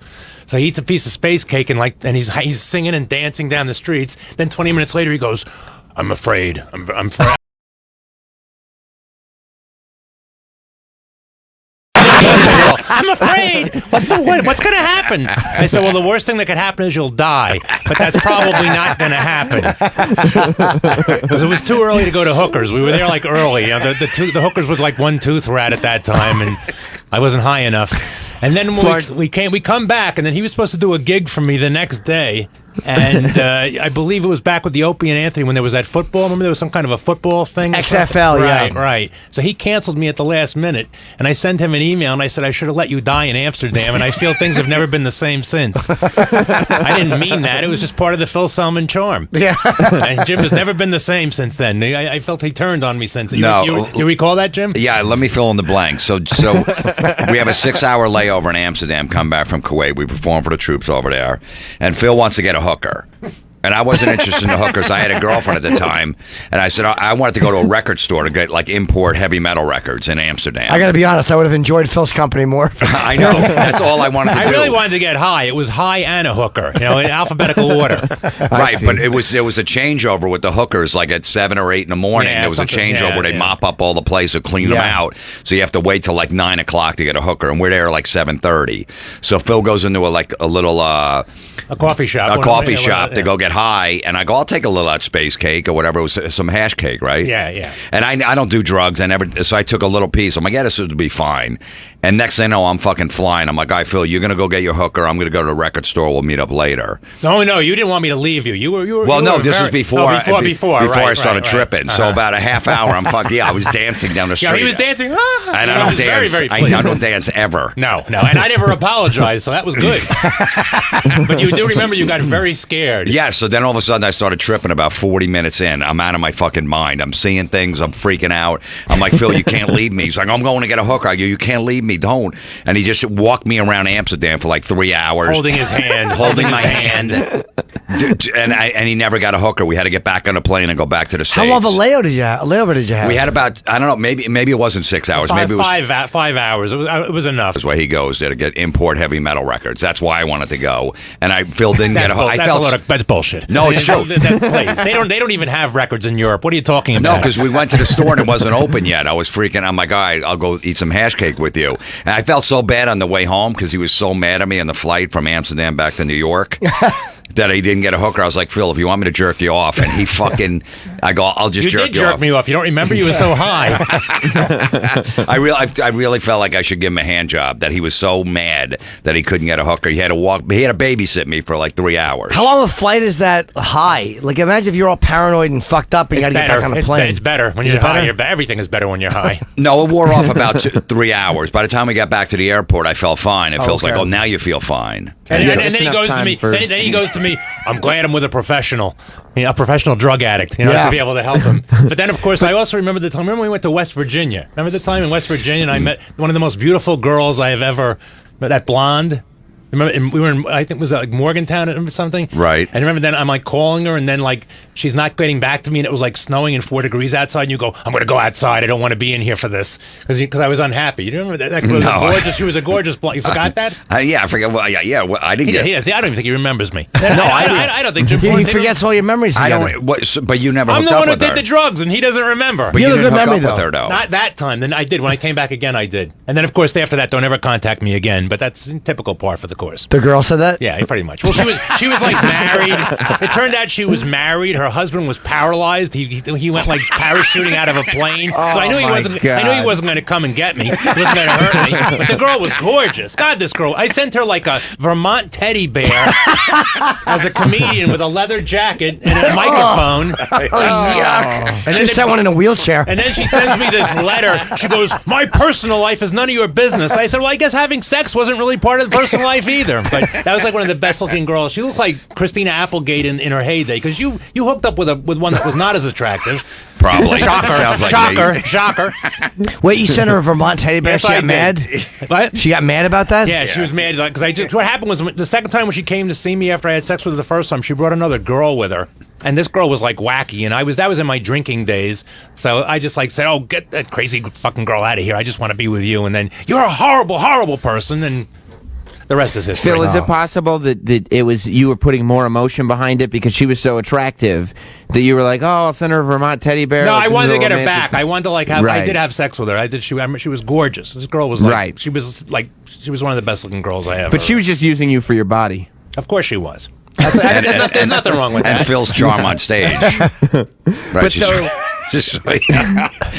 No, I remember. So then I remember after- going on tour with you, and I picked up some girl at a truck stop or something, and she came to the show. We were in like Probably. Pennsylvania somewhere. That I don't remember because you picking up a girl. Oh, at a so you truck don't stop remember and- that? You don't remember that? Not at a truck stop, at a strip club. I think it might have been some cheesy strip club. Probably. Where it was like one stripper and it was like, Look, small one thing town. with Phil, me and Jim got into business. Phil had a bunch of comedy rooms. Him and Dennis Ross. Yeah. The late Dennis Ross. Yeah, late Dennis Ross. And me and Jim would work these rooms and basically cut our teeth in those rooms to make us better comics. They weren't good paying gigs, but I never cared. They were like $70. Yeah, You would 50, headline 75. $70 or $75. That was like when you were like a DJ, I think. Were you Yeah, like I was DJing early on. Right, yeah, right. You know, the budget was like $600, and you paid a headliner $75. Only occasionally. But I didn't care. Like everyone, No, I didn't either. Phil had a bad reputation. We got in the business. They go, stay away from him and this other guy, Dennis Ross. They were People partners. actually, they said that? Yeah, because they said you guys don't I just pay. found that out for the first time. I never heard that before. You and Damn, Dennis- I knew there was things being said about me. You and God Dennis damn. said it about each other. Dennis was the unhealthiest man alive. Dennis. He was the unhealthy. And the last time I saw him, I said, "You got to lose weight, or you're going to die." And he got mad at me, and then he died. But anyway, these things will So happen. were you not paying people? I was paying people. Because the rumor was that you were not paying. I always paid people. I didn't pay them a lot, but I paid them. Yeah, he didn't pay a lot, but he paid, and I had no problem with. I never had a problem with a booker as long as I'm.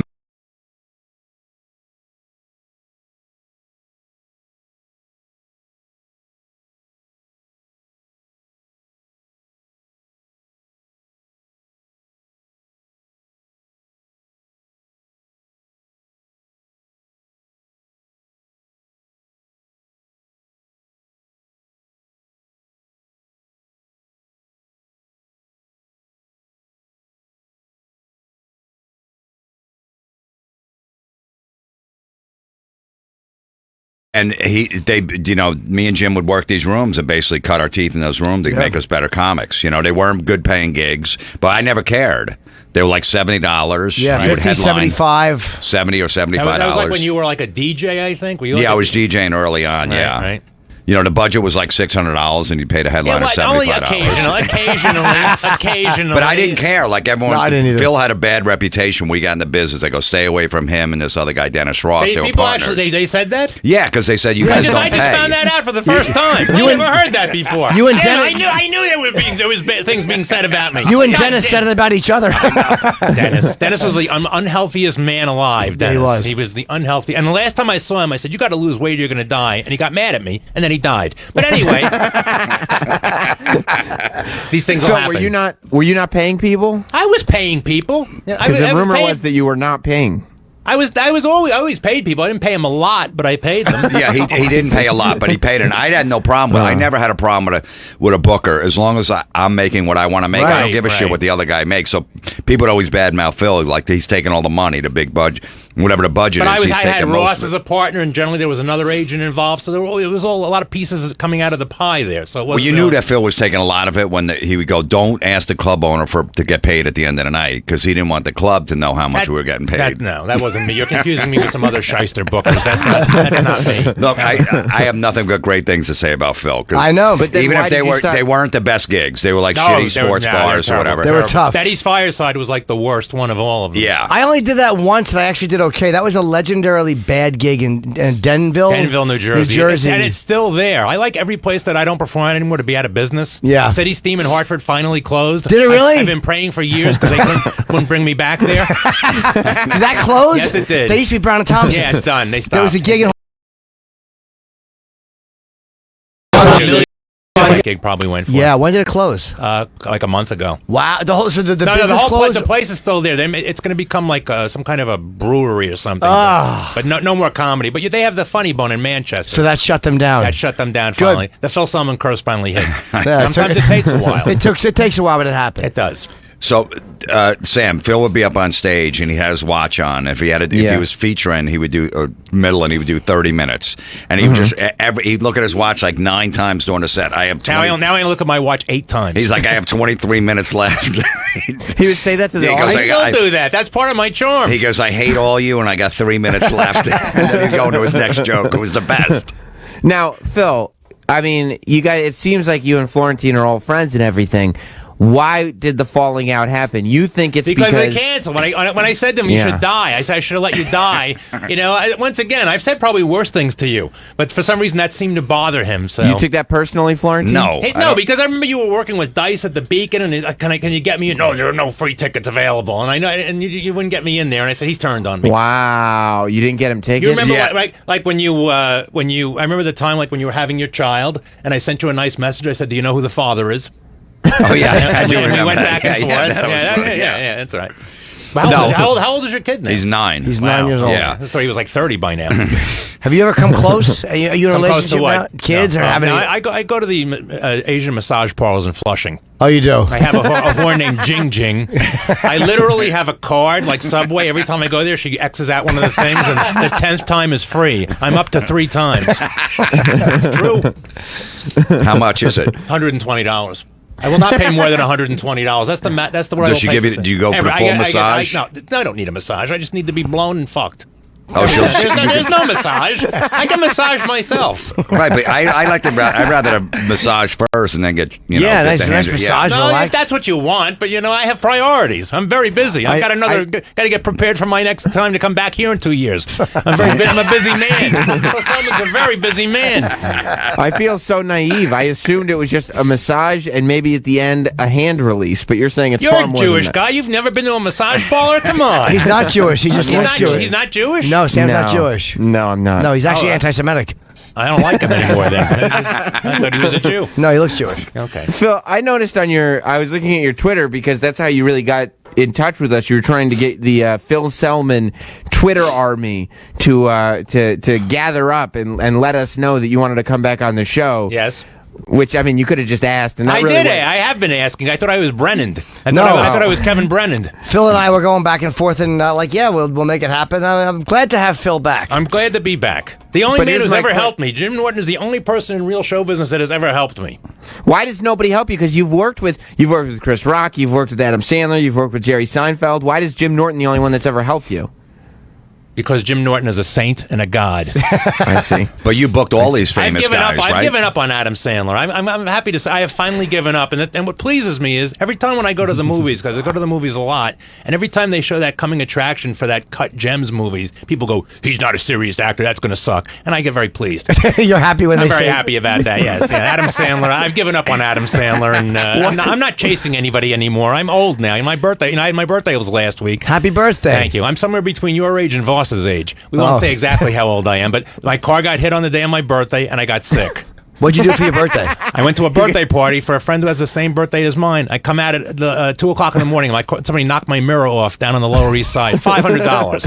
I'm screaming at these 9 feet tall garbage men. Who hit my fucking car? I'll kill you! And they're like getting scared. I go into a bodega. I'll kill every one of you motherfuckers. Who hit my car? I thought somebody stole the mirror because the pack piece because I'm paranoid. But Yeah. it got hit. My body shop guy said it was hit. $500 that cost.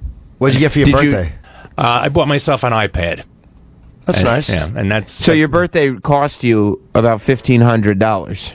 no, it cost me $500. I bought it on Groupon. It was $140. It was The iPad? Yeah, the iPad. Yeah. Is it a new one, a Pro? It's like a reconditioned one. I just want to look at porn on it. I don't want to do anything. I just that way I don't have to. I can stay in the bed and jerk off without having to get up to the computer. Smart. Smart. You get your massages from Groupon too? No, those are real massages. You don't want those. So they suck and fuck for 120? No, for 80 they'll suck and fuck you, but for the extra 40 they go the extra distance. What's the extra What's the distance? extra distance? Intercourse. I must have intercourse. I can't come from a blowjob. You really I can't? cannot come from a blowjob. Unless if it was Jim Florentine or Artie Fletcher. You can stay hard in a condom? Huh? You can stay hard in a condom? Oh yeah, sure. I've been Do you with so wear- many hookers. I've been with. I know you're a man who's been with some hookers too, and Yeah. you've never paid for it, have you? No, never. Yeah, no, sure, hookers. that's right. Of course he has. But you were married, so you have. God knows you've paid for it. But anyway, Phil, of course do you you come use- with a hook with a condom on there. Actually, the last time and the thing is, she like disinfects my cock first with I don't know what. I think she's using Orange Glow or Cheetos because when I come home it's yellow. But well, that's maybe because she's Asian. But anyway. Because in Amsterdam, it's like 50. The first time I went to Amsterdam, I had this horrifying incident, which they did in the Deuce Bigelow movie. This blonde with these long boots, like from the knee to the foot. I'm like fucking her, and I grab her, and the leg came off. Oh. And I was mortified because generally 2 arms and 2 legs is usually just what I'm looking for. And she goes, I had an accident at Euro Disney. Do you want some of your money back? Because I couldn't come when one of the legs was gone, and I was mortified. And then they did that in Deuce Bigelow, so I guess I'm not the first person that happened to. Did you take your money back? No, I didn't. I felt bad for Did her. you keep fucking her? No, it kind of went limp. That's about it. The leg coming off just did not please me. She was beautiful. She was blonde, and then she like was up. It was a spiral staircase, so the leg worked well, but it was horrifying. Did they and play- then I go, is anything else going to come off after that leg came off? I don't know how you keep a rod in a condom. I'm fascinated with you guys that can fucking Oh, yeah. condoms. Absolutely, Jim yeah. can, of course. Sam has done it. Yes, You many can't. You times. can't kill him with a condom. Ah, on? my dick. It's like a slug. Can you wear a rubber, Troy? Yeah, of course. Oh, wow. Now, do you Phil? Do you wear a condom every time because you're With- paying for you mean sex? you mean with hookers? Yeah, all the time with hookers. Yes. But like, Yes. if I pick up a girl somewhere, I'm not gonna wear a condom. I don't. Yeah, care. but how often is that really happening? What does that mean? What is this? A guy, where is he? Is he in some bunker? Where is he? Seriously, where is he? Is he in the witness protection program? What's going on here? Where is he? I'm in Chicago. I'm in Why? Chicago. Why are you in Chicago? I was working in Chicago last night, and so I'm here doing the show this morning, but I have to do it out of Chicago. Okay, all right, I'll accept that. Do you let him play with your ass? No, I don't. The massage? No, that's not for me. No? Chicago. Okay, all right, I'll accept that. Do you let him play with your ass? No, I don't. The massage? No, that's not for me. No? No, I don't. You're not into analingus at all? No, certainly not. Not even a finger in there? No, the only time I ever had a finger in there was when I went to the urologist, and I'm still not pleased about that. I used to have this Russian urologist with these big hands, and it was very painful. But he died, and now there's an Asian guy working there. Once again, the small hands. Nice slender fingers. Yeah, don't go to a urologist. But this is a tip, boys. Don't ever go to a urologist that's got big hands, because it's just not a pleasing circumstance. You might enjoy that, but I do not. I wasn't prepared. I literally wasn't prepared. I mean, I was like fisted. It was I'm Never again. Never. Well, every 6 months, but unfortunately, that's for medical reasons. So your health is good. Yes, it is very good. You go often. That's smart. I go to every doctor. I had a colonoscopy a couple of weeks ago. Get everything taken care of. Do you have to pay for that out of pocket, or do you have insurance? I have insurance. Because a lot of times, if you want tests, there's tests I want to get just to make sure everything's good, but you got to pay for them because the insurance is like, well, you don't need to scan for this yet or for that. Oh, God knows I Right. didn't want the colonoscopy, but this was the third one that I had. So, and of course, nobody would come and pick me because I have no family or friends. But I had to wait while somebody came to get me. How come you have no yeah, family how or come- friends? Why don't you Phil, tell like- me? You already said about the friends part. You get the friends part, the family part. Because there's nobody. My mother died. My father's in Florida, and there's nobody else. Just But me. you've interacted with so many people, Phil. Like you've seen people What? coming up, I'm like coming looking down at it. in What- the middle. Can he see us? Can he Oh, see- yeah. I can see you. Okay. Yeah. I need to know though. How does a guy like you, who interacts with so many people and has such a long storied career, you have guys like Norton and Florentine who have all these great stories about you coming up. How can you get to this point in your life and have no friends? You tell me. I don't know. I don't know. When I was younger, I was not a nice man, I guess I should say, and I may have. Instead of burning bridges, let's say I burned transportation systems. And as I get older, I guess I get calmer and gentler. I don't really scream and like I did a show on Saturday it was a 50th birthday party for a Puerto Rican plumber. And there were like 40 kids there and like 30 Latin people, and I killed. It was totally clean. It was great. And then I start going, how many people here have satellite radio? And of course, none of them even had radios, so it didn't work as far as that goes. But I mean, I'm kinder and gentler now. But that's usually a disastrous gig. I did really well. And they had a Latino comic who bailed that was going to do it for free. Who, J.J. Ramirez? No, maybe. I don't know who it was. And it was at the Westport Inn, where the treehouse used to be. Oh, and there's nothing going on there now at all. It's like they're rebuilding the whole place. At least it was a place, though, and not a living room. Like a lot of times, birthday parties are at Right, somebody's right. fucking house. Yikes. Right. Phil, a minute ago, I mean, I believe you that you're kinder and gentler, but a minute ago you said that on your birthday, your car mirror got knocked off and you went into a bodega and threatened to kill everybody. Somebody damaged my property. I think that isn't that not acceptable? Well, I don't know why you would think that people in the bodega. Because it was took right their in front of the bodega, and they probably saw it. They were like looking outside there. They were probably selling crack in that bodega. We'll let him hit the Jew's car. We'll let him destroy the Jew's car, and then. It's an anti-Semitic attack. It was an anti-Semitic attack. Yes. Do you have any gigs coming up? Yes, I do. I'm working with Bob Levy this Saturday at Tiff's. Oh, I love Bobby. Where's the Tiff's? Tiff's in Morris Plains, New Jersey. How's he doing? Yeah, I know Jim, he's. you've been there before, right? Yeah, I'm doing it like December 21st. Have you been there before? Yeah. Is it's it good. nice? Yeah.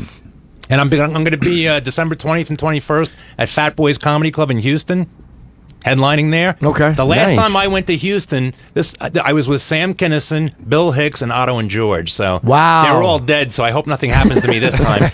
I got off the plane and Kinison gave me a hit of acid. And I don't remember doing shows. I came home with money. We may have robbed 7-Elevens. I'm not really sure what we did, but I did come home with money. And those guys are all dead, so I hope I don't have a problem there. What year is that? That's early God, 90s I don't or late 80s? Yeah, it was in the 80s. It was in the 80s. It was a long, long time ago. He cost me a room once, Kennison. These mob guys go, we don't think this guy's. We don't like him. If he doesn't wait in your car, we're going to kill him, and we're not going to pay you. So I put him in my car with a vial of weed. It was a tremendous. He smoked it all. He smoked the whole thing, and they did not find him amusing. They didn't. No, they did not. Phil's one of the acts. Like, I can watch him over and over again. I love watching him because he'll snap on stage.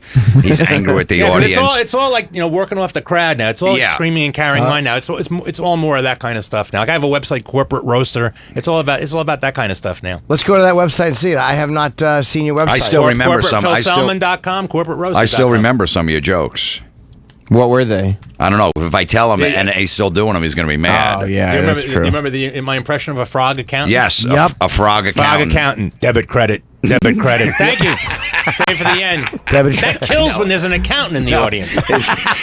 Because he would do that joke. That's what he would do. Save it for the end. Like I still say that. Is this not the best show in wherever the hell I am? And then I might add, I did a show in some inbred place in Newburgh on Thursday, and some guy's very vague about what he does for a living. I go, what do you do, paint houses? And then I go, that's a reference to the movie The Irishman. And this woman goes, what's the name of the Irishman movie? I go, it's called The Irishman. It's after the third time, I'm not dealing with a lot of. Oh, there it is. Comedian Phil Salmon is for the professional corporate roaster. There it is. Do you prepare before you corporate roast? Yeah. I prefer any kind of a roast. When birthday, they give me stuff about the people. I'll do. I prepare. I work on the stuff. Yeah, they're not. It's hard to do when everyone knows each other and you're the only comic. That's a rough one to do. Jeff Ross is good at those too. Just going in there. Jeff Ross, who used to come to the Phil Salmon roasts, and we would boo him off, and now he's the roast master general. Oh, you guys are booing him off? He used to come. Yeah, you guys both came to my parties. Remember? I remember those. Phil Salmon birthday parties. I had to stop having them because there were no more friends left. Yeah, does Jeff Ross still hang out with you and go like, "Oh, I remember the old days. You guys would boo me." I just bother. It upsets me he's so successful. That's worse than Adam Sandler about Jeff Ross. Really? Why? Jeffrey Lipschitz, because he's it should have been me.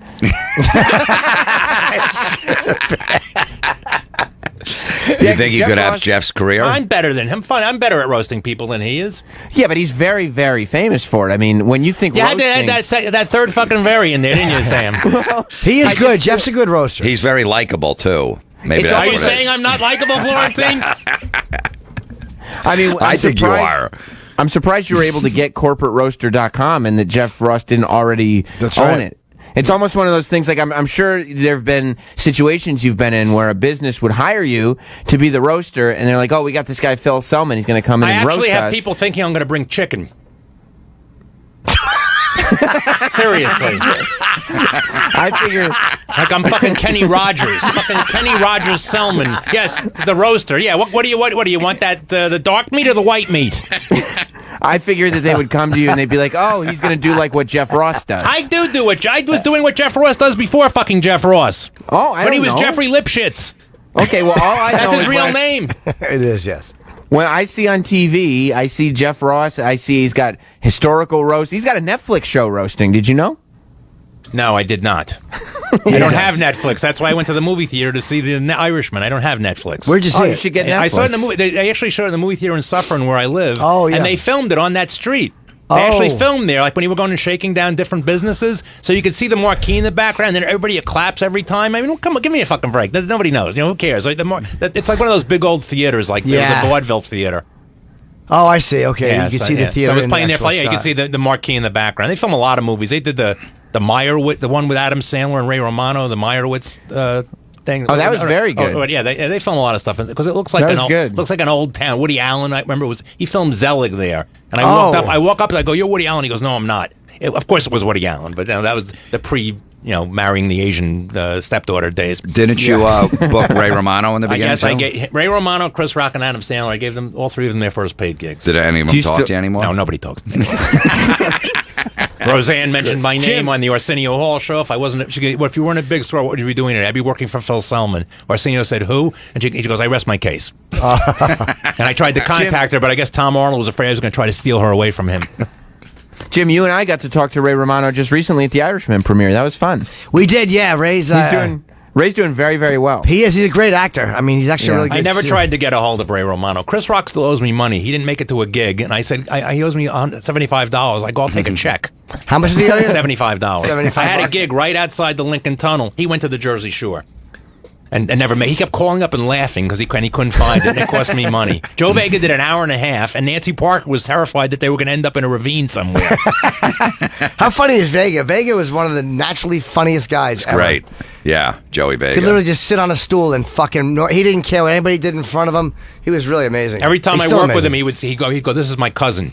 You know, because he was married. And every girl, that's my cousin. Yeah. Because he would always have a different girl on the side there. Always hot too. Yes, always hot. Phil, Vega always had Yes, hot girls. yes. I remember Phil, another one of Phil's go ahead, jokes. Jim. Yeah. Which one? He said, I had a dream last night. I was a tailpipe. I woke up exhausted.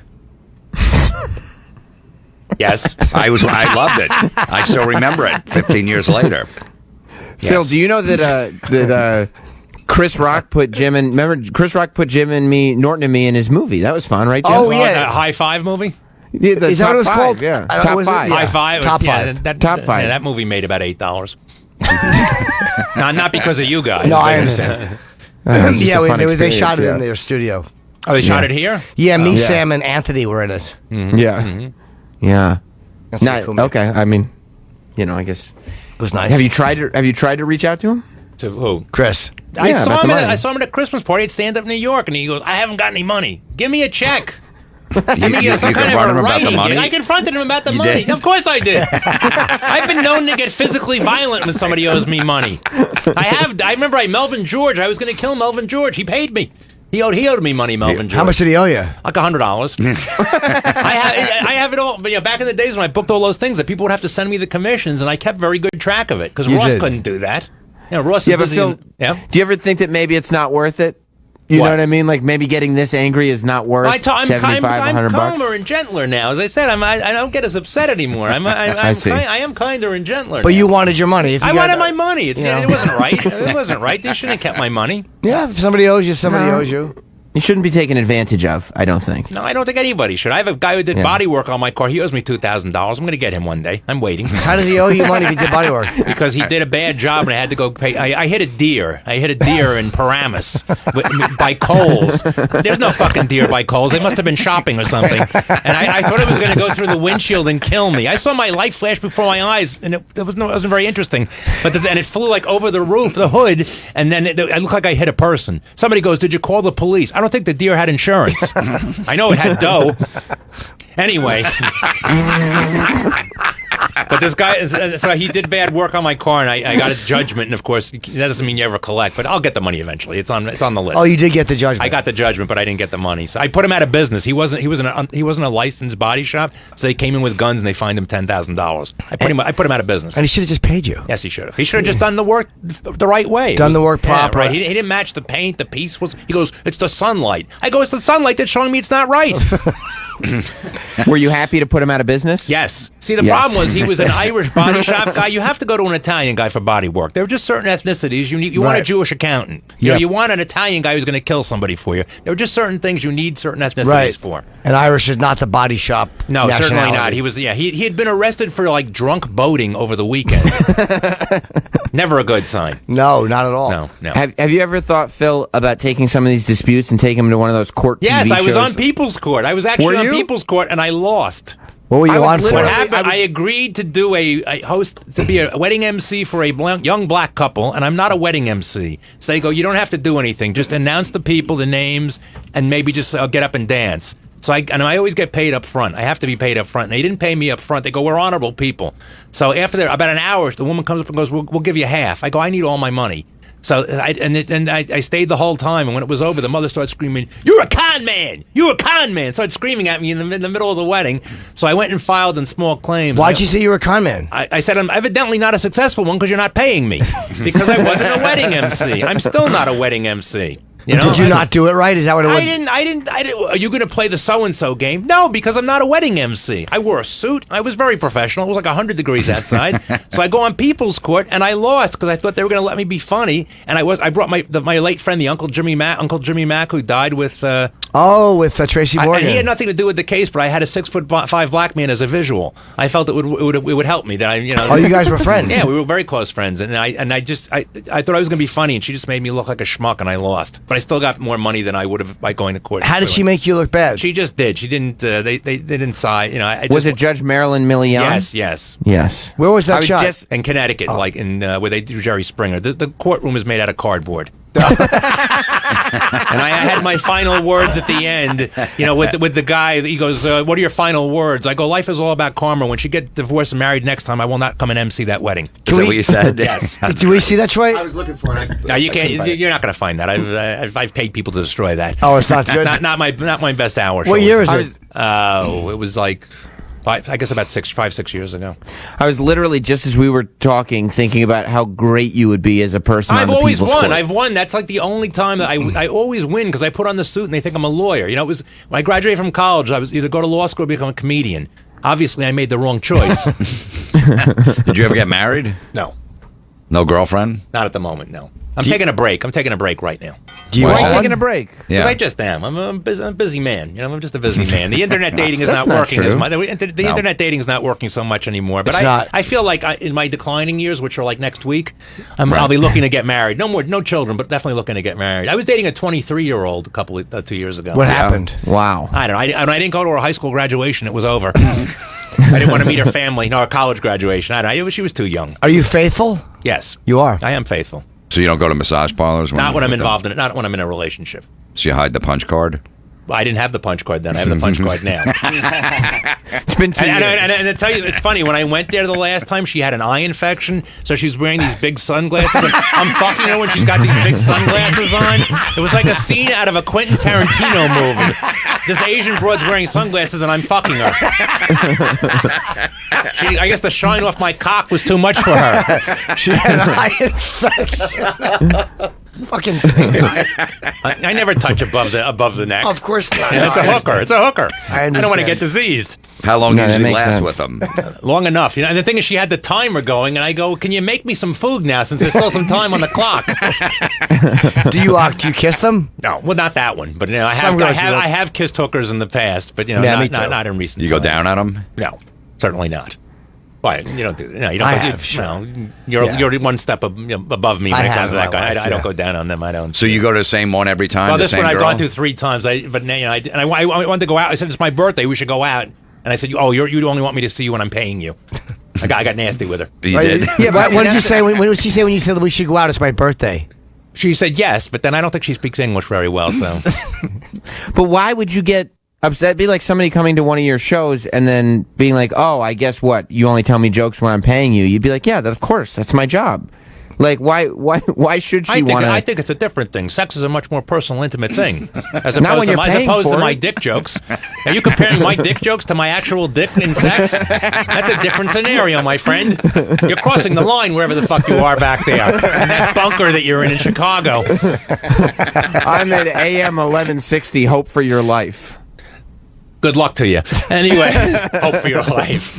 Is that a religious? Is that a religious station? Hope for I your. think it might be. I don't know. It sounds like a religious, slogan.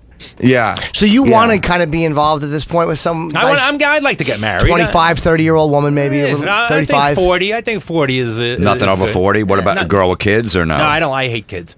I'm not a man. I don't want kids. I've gone out with women with kids, but I don't want someone. Right, so you wouldn't marry a girl that has kids? Not unless she had a lot of money. Okay. But a 40-year-old... As long as she can support those kids, and they're not my responsibility. What's the oldest you'll date? Oldest woman you'll date? 46 and a half. 46 and a half? Yeah. But if you dated someone who's 46 and a half, would you still want to fuck 30-year-olds or 25-year-olds? No, or would you be okay? the problem is after 6 months I get bored. That's just the way it is. I always get bored, and that's like my friends who are all married. Oh, that's just the way it is. Well, that's why I don't want to get fucking married. Yeah. because I got bored with a 23-year-old after 6 months, and I just had to end that. But the single life gets boring too. Like the new pussy idea, like it does get boring after a while too. Just hunting, and then it's like there's so much downtime and periods of loneliness. You're like, this is not great either. He doesn't have to hunt though. He's got the punch card. Yeah, the punch card makes it easier. Oh, the porn. The hunting. The porn subsidizes the hunting. Do you So just do you go to masturbating. different ones, different girls at the massage parlor? or I've you been to the just- same one for 3 times there, but next But time they don't mind if you go to a different one, have sex with a different Well, one? and next time it'll probably be a different one. I think. 'Cause now that she showed her true colors, that she only wants me to pay her. But that's what the relationship Because she's a paid is, though. hooker, because she's a whore. But still, I like to fantasize my But they like you. my pretty woman fantasy. Yeah. You thought she'd go out? You go out with me, and then On my your friend birthday. goes, "Don't go out with you. There are guys who are going to hit you over the head and steal your car." I go, "Please, it's not that sophisticated." Oh, they think she'll set you up. My friend thinks, I'm going to get set up. I'm not. She's got more to worry than I have to be concerned of her.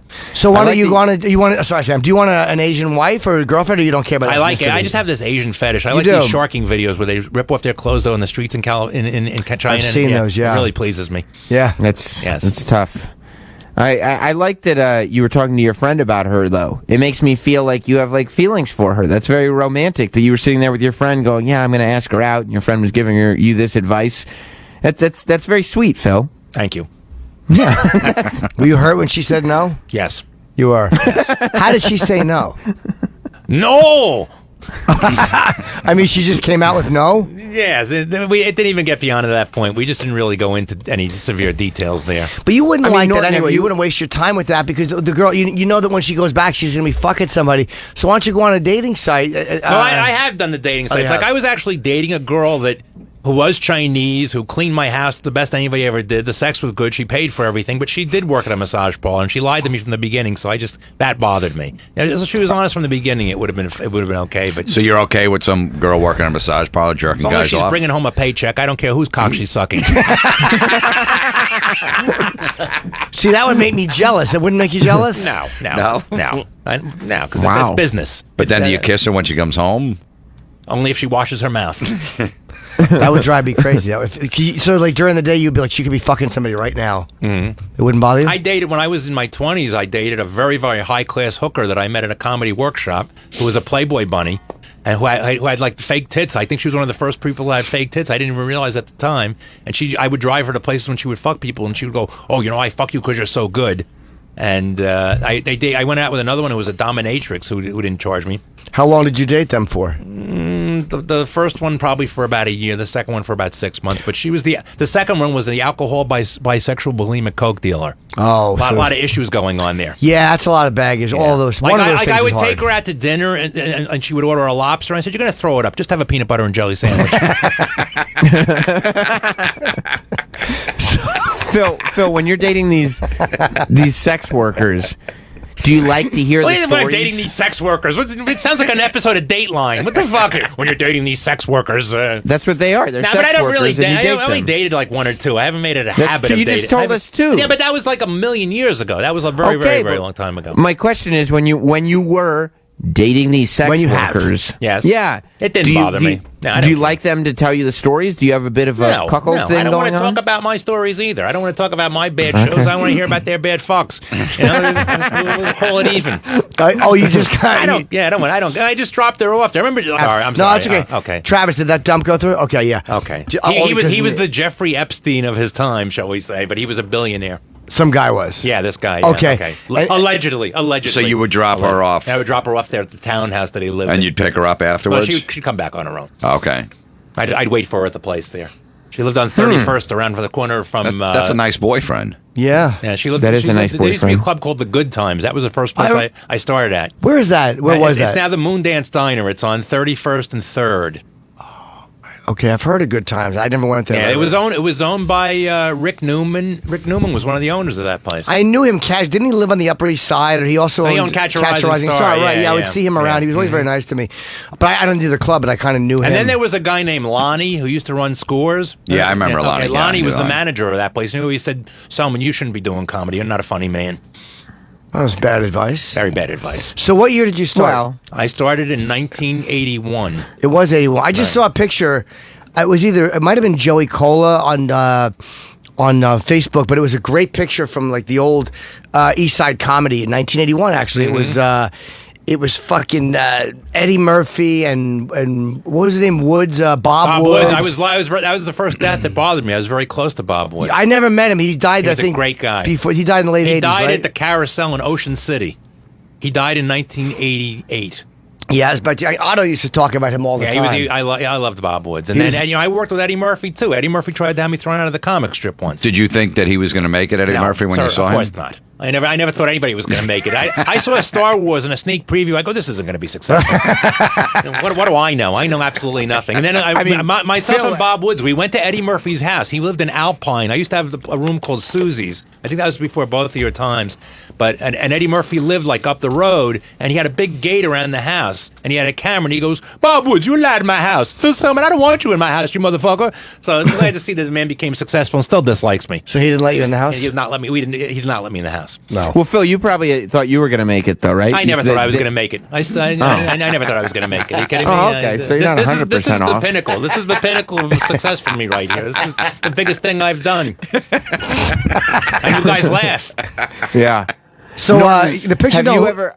I was going to ask you, Jim. Yes. If you have ever developed like girlfriend feelings for any of the many women of the night, or people of the night, we'll say, yes, that you've been with in your time. Have you? Oh, many times. I fall in love. It just happens. You can't. What can you do? Because then you think like, oh, they like me. They really like me. And I like them. Like I never thought they were shitty or disposable. Like I always liked sex workers. Like I have affection for them. I always wanted to go out to eat with them, and I loved them. Have you gotten turned down by people? Like, have you tried to cross that line to go from client to, boyfriend or whatever? I have, but again, eventually I just get too jealous. I can't do it. I've had a few that were willing to go out over the years. Mm-hmm. And it's usually interesting, and I'll always talk after. They would come over. I would always hang out for an hour or two and talk and hang out. Like I loved hanging out with them after. And hey, you hungry? You want to grab some food? Like let's just. It almost like it felt like a real date after a while. Like you want to just go out and do something normal. But yeah, after a while, it just got to be. I was too jealous. Yeah, I mean, I would drive me crazy. Yeah, once you really like somebody. At first, it's kind of cool that they like you for real and they're willing to spend time with you. That's not like work. But then once that gets old, then all of a sudden you really like them and you think you want to move it forward, you get too jealous. The first time that like they missed something that you were doing or some kind of plans with you and you wanted them there and it's because they're off having sex with somebody else for money is when it would start to get like, oh, I don't like this. The first time you're like, hey, I was trying to call you, and she comes home and she has tapioca on her shirt. You're like, oh that's right, you were at work. But that wouldn't bother you, Phil? That wouldn't bother Phil? No. I don't know. If I know from the beginning, I don't. If they lie to me, afterwards. Like I used to go to this place. There used to be a place in Patterson called the Blue Goose, and it was like a go-go bar. And once again, 120 a pop there. And I used to I had sex with all of them there. And they all used to text me. They all wanted me to go out with them. But that I just didn't. It was Brazilian. That was when I was in my Brazilian phase. Sure. I went from Brazilian girls to Asian girls. And I've pretty much run out. I don't know what's next. There's no ethnicity left. How about white girls? Black girls? Exhausted all the white. I've exhausted all the white girls and the black girls. I've been been with every ethnicity. I've never been with an American Indian. But I was with a girl from India and. Never like curry. Smelled like curry. It wasn't pleasing. Okay, so was it? Smelled like a cab driver, basically.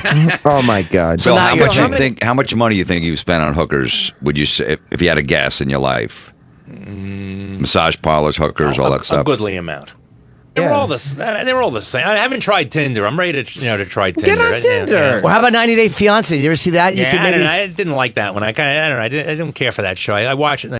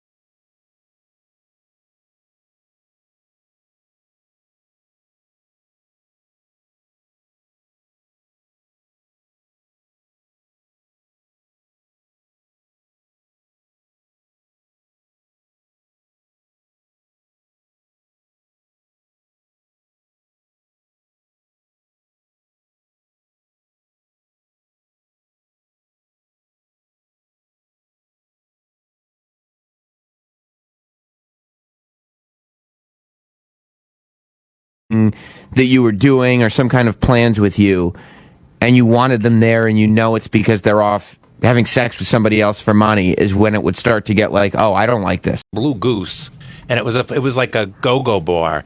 And once again, 120 a pop there. And I used to I had sex with all of them there. And they all used to text me. They all wanted me to go out with them, but that I just didn't. You didn't want to do it. Brazilian. That was when I was in my Brazilian phase. Sure. I went from Brazilian girls to Asian girls, and I've pretty much run out. I don't know what's next. There's no ethnicity left. I How have about the white Indian girls? Black I've girls? exhausted all the white. I've exhausted all the white girls and the black girls. I've been been with every ethnicity. I've never been with an American Indian, but I was with a girl from India, and Never like an curry. American. Smelled like curry. It wasn't pleasing. Okay, so was it? Smelled like a cab driver, basically.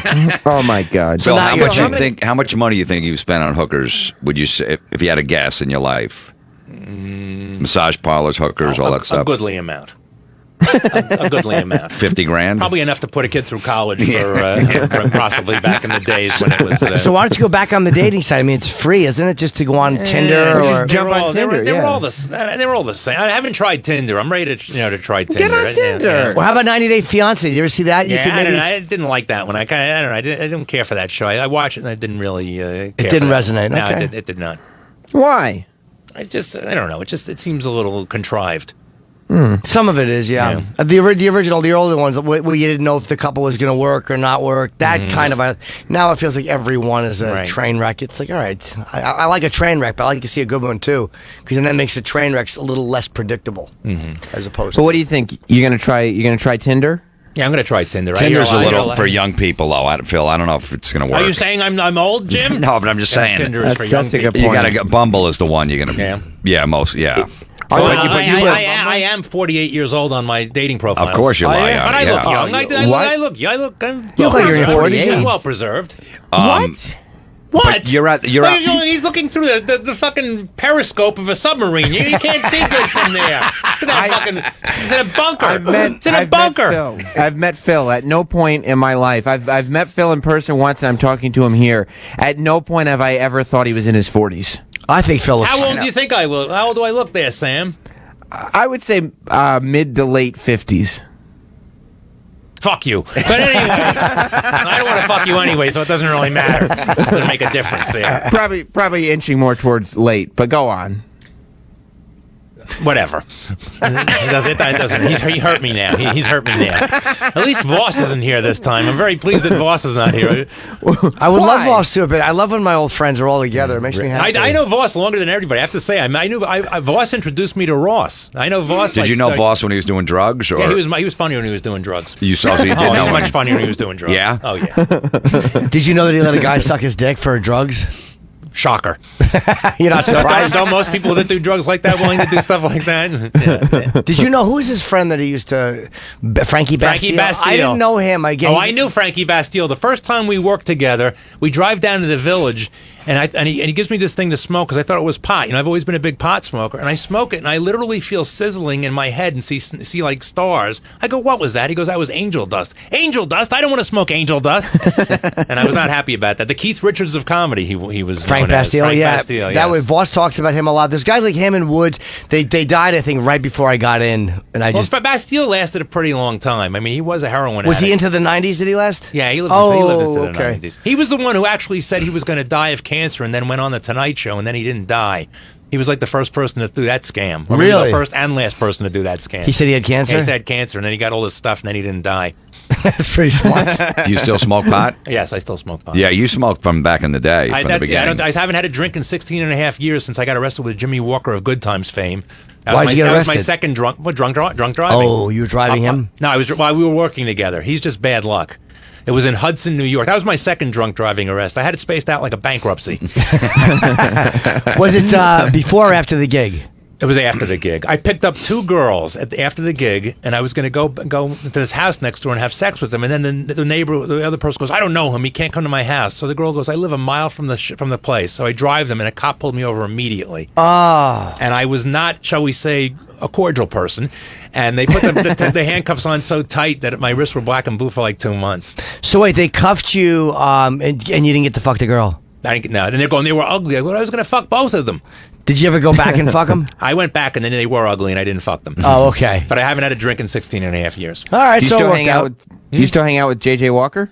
God, no. That guy is just bad. Every time I hear the theme from Good Times, I feel the handcuffs. It's very disturbing. I don't think I've ever done a gig with Jimmy. Well, I've met him. I think we did the Louis Anderson show back in like 94, 95. I don't think I've ever spent any time with him, though. It was just that. And the first time I worked with him, I made the mistake of asking for an autograph, and it actually says in his rider, no free autographs.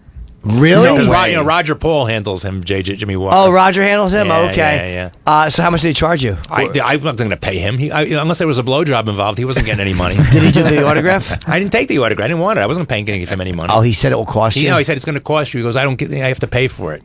Wow. I guess he's trying to make that, Jimmy Walker was, Good Times was such a big show, and all those guys, he was like in Richard Pryor's era, all those guys knew each other, and I guess he just didn't make the money he wanted to make. Well, the last season of that show, I heard he made $1 million. Did he? But he's got a bit of a gamble, allegedly has a bit of a gambling issue, I believe. I've never heard that. Yeah, because he works all the time. But and the thing is, I did another show with him somewhere, and he's selling all the merchandise, and he had a big poster of like all the people back, during the Good Time show. Sure. And then some young kid goes, "Which one were you?" And he points to the young girl because he doesn't look anything like he did in those days. That's a long time ago. That was 1975 when that show went off, I believe. Wasn't he doing films too? Jimmy Walker was doing movies. He was in Airplane. He was the squeegee guy cleaning the front of the cockpit there. That's right. It's kind of like a throwback. He also had a few. I want to say a couple of. Didn't he do a Cosby movie or something too? Like he had a good run in the 70s, and I just didn't go much beyond that. Artie Fletcher was just touring with Jimmy Walker. Oh, was he? A friend, as he should be. What do you mean by The that? Legends of Comedy. Artie Fletcher, another one of my creations. I'm waiting for him to die. When he's dead, it'll be the trifecta. Why are you mad at Artie Because Fletcher? he's never used me anywhere. I created Artie Fletcher. I created him. Oh, so he has gigs and he won't use you in the gigs? No. Do you find that a lot of people don't pay it forward? Yes. Or no. Huh. Yeah, or no. They don't. Yeah, no, they do They not. do not. They do pay. not. Yeah, They do yes, not. they No. do not. They take and take, but they don't give when it's their turn to give. Right. Nobody remembers the. Sure. Still to this day, at least once or twice a year, somebody says I ran into Adam Sandler and he asked about you. He doesn't want to actually directly speak to me, but he keeps asking about me. Yeah, but see, he put like Chips Cooney in one of his movies. I know. How is Chips Cooney? I haven't seen him in a while, but you put Chips He's in. all right. He's still around. He's okay. Yeah. I love him. You never know. He might still put you in one of his movies. But Adam do you think Sandler. that part of that might be because you didn't pay anybody very well? And I so, paid enough with the paying everybody. I paid nobody. No, I couldn't put a gun to anybody's head. If you didn't want to do it, you didn't have to do it. But I did a gig with Jim. We did a gig in Rhode Island at the place where the people died in the fire. You and I? You and I did a station. gig there at the station. Oh, is that why they were calling that Great White Show the second worst thing that ever happened there? Something like that. Because I remember I said, I go one match and this whole place goes up. Because it was all wood. The whole place was made out of wood. But you and I did that. And we were in Springfield with Vinnie Brand the weekend before that. And I remember I picked up a girl and you told me that you were listening to the wall and jerking off. I don't remember. What a memory you have. I remember everything. I remember everything. We did that gig? Yeah, in Springfield. We were it was for that Giggles and Bits. Irvin Casey. Casey also had Coast to Coast Comedy. It's the first paid gig I ever did. Was a $25 check from Casey, and I guess Giggles and Bits became their thing after that. I think you didn't do a paid gig for me before that. I think no. Coast to Coast was my first. Yeah, no, I brought Jim to check. his first gig, but I remember Jamesburg. the guy I brought to Jim's first paid gig. He saw him at this open mic that I was running in Jersey. He saw Jim on stage, and I said, I brought this guy to open, and he saw Jim, and he took me to the back. He goes, I'm not putting that guy on stage. That guy talks about fucking his grandmother in church. He's a Nazi. He thought he was a Nazi? Yeah, he goes, he's a Nazi. He's not going on my stage. And I convinced him. I go, no, he won't do those jokes tonight. He's still doing those jokes. Wow, I didn't remember. I didn't know we did that gig where all those people died. Wow. It was for Brian Deary. There was a guy named Brian Deary in Rhode Island. I believe he died. So Jim was jerking off. That's what he said. That's what he said. It sounds like the image has always still been in my mind ever since there, and it is slightly disturbing. But wow. And I didn't even fuck the girl. I think she was just like whining or something. I don't know. I don't believe she was just moaning like she wanted to get away from me. It wasn't even fucking me. You know? Wow, I don't remember that gig at all. Did we go up together? Do you remember? Or did we meet there? You and I went up together. Vinnie Brand drove himself, and I've never played the Stress Factory. I might add. Vinnie Brand he used Dennis Ross, but I've never played there. But so you met Vinnie too? He doesn't. He's got another room in Connecticut. He does. Good. That's 2 rooms I can't play. Maybe he can open up more clubs I can't play. But don't you think that maybe it's one of those things where, like, when a young comic is coming up and just needs the work, and maybe certain people that are supposed to pay them are taking advantage. Will you of stop the with fact taking advantage? What are you with the union here? I never took advantage of anybody. I fucking gave everybody work. Everybody. But that might be why they're not. So you know what? $50 in 1981. $50 was worth like $53. That might be why they're not so motivated to continue on this relationship, because they think back and they realize, like, oh, that guy really didn't do that much for me. He kind of just took advantage of the fact that I was young. Comedians who book rooms are like child molesters in prison. They're not they're not liked. They're not well liked. Yeah. Look at Joe Novick. I remember Joe. It's funny. He's a politician now or something. Yeah, he failed in show business. He might as well fail in politics. I remember I did a gig for him in Massachusetts.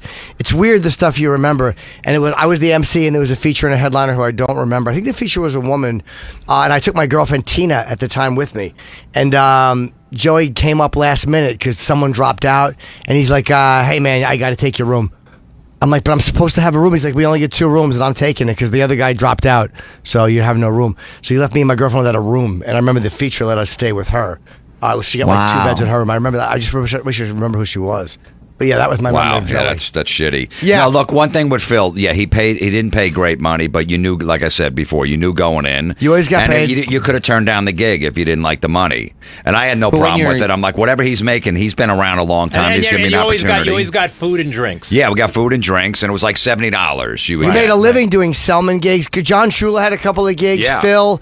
But those are the guys who I fucking made my living with. And Bob Levy took me everywhere, and Jim took me everywhere. But there was a lot of people that were mad at Phil and his partner Dennis because they didn't pay and they felt like they should get more money. And Phil's like, look, this is what the pay is. Either fucking do the gig or don't. Right. See, we weren't headlining. Me and Jim back in those days were like hosting and maybe middling. Mm-hmm. So you didn't care. $50, $75. I was happy to be getting any comedy money.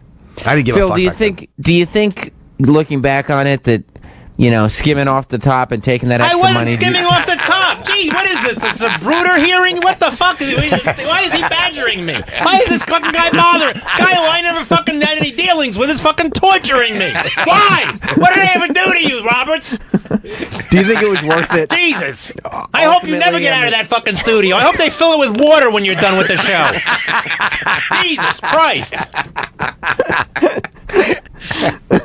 Well, we do have to take a break. Yes, we do. We'll take a break. And we're hanging with Florentine and Phil Selman. Yes, please stick around, Phil. I will. Hang out for the show. Of course, Phil Selman, you got a couple dates coming up, right? I'll be this Saturday with Bob Levy at Tiff's in Morris Plains. Morris Plains, New Jersey. That's a funny show. I haven't seen Bob on stage in so long either. And Florentine, the Creeps with Kids tour continues on? Yeah, Friday night, Harrisburg, Pennsylvania. Saturday in Rahway, New Jersey. CreepsWithKidsTour.com. And I will be the 12th, 13th, and let me make sure I get the right. 12th, 13th, 14th of December. I'm at Caroline's, and that's all I have until 2020. So stick around.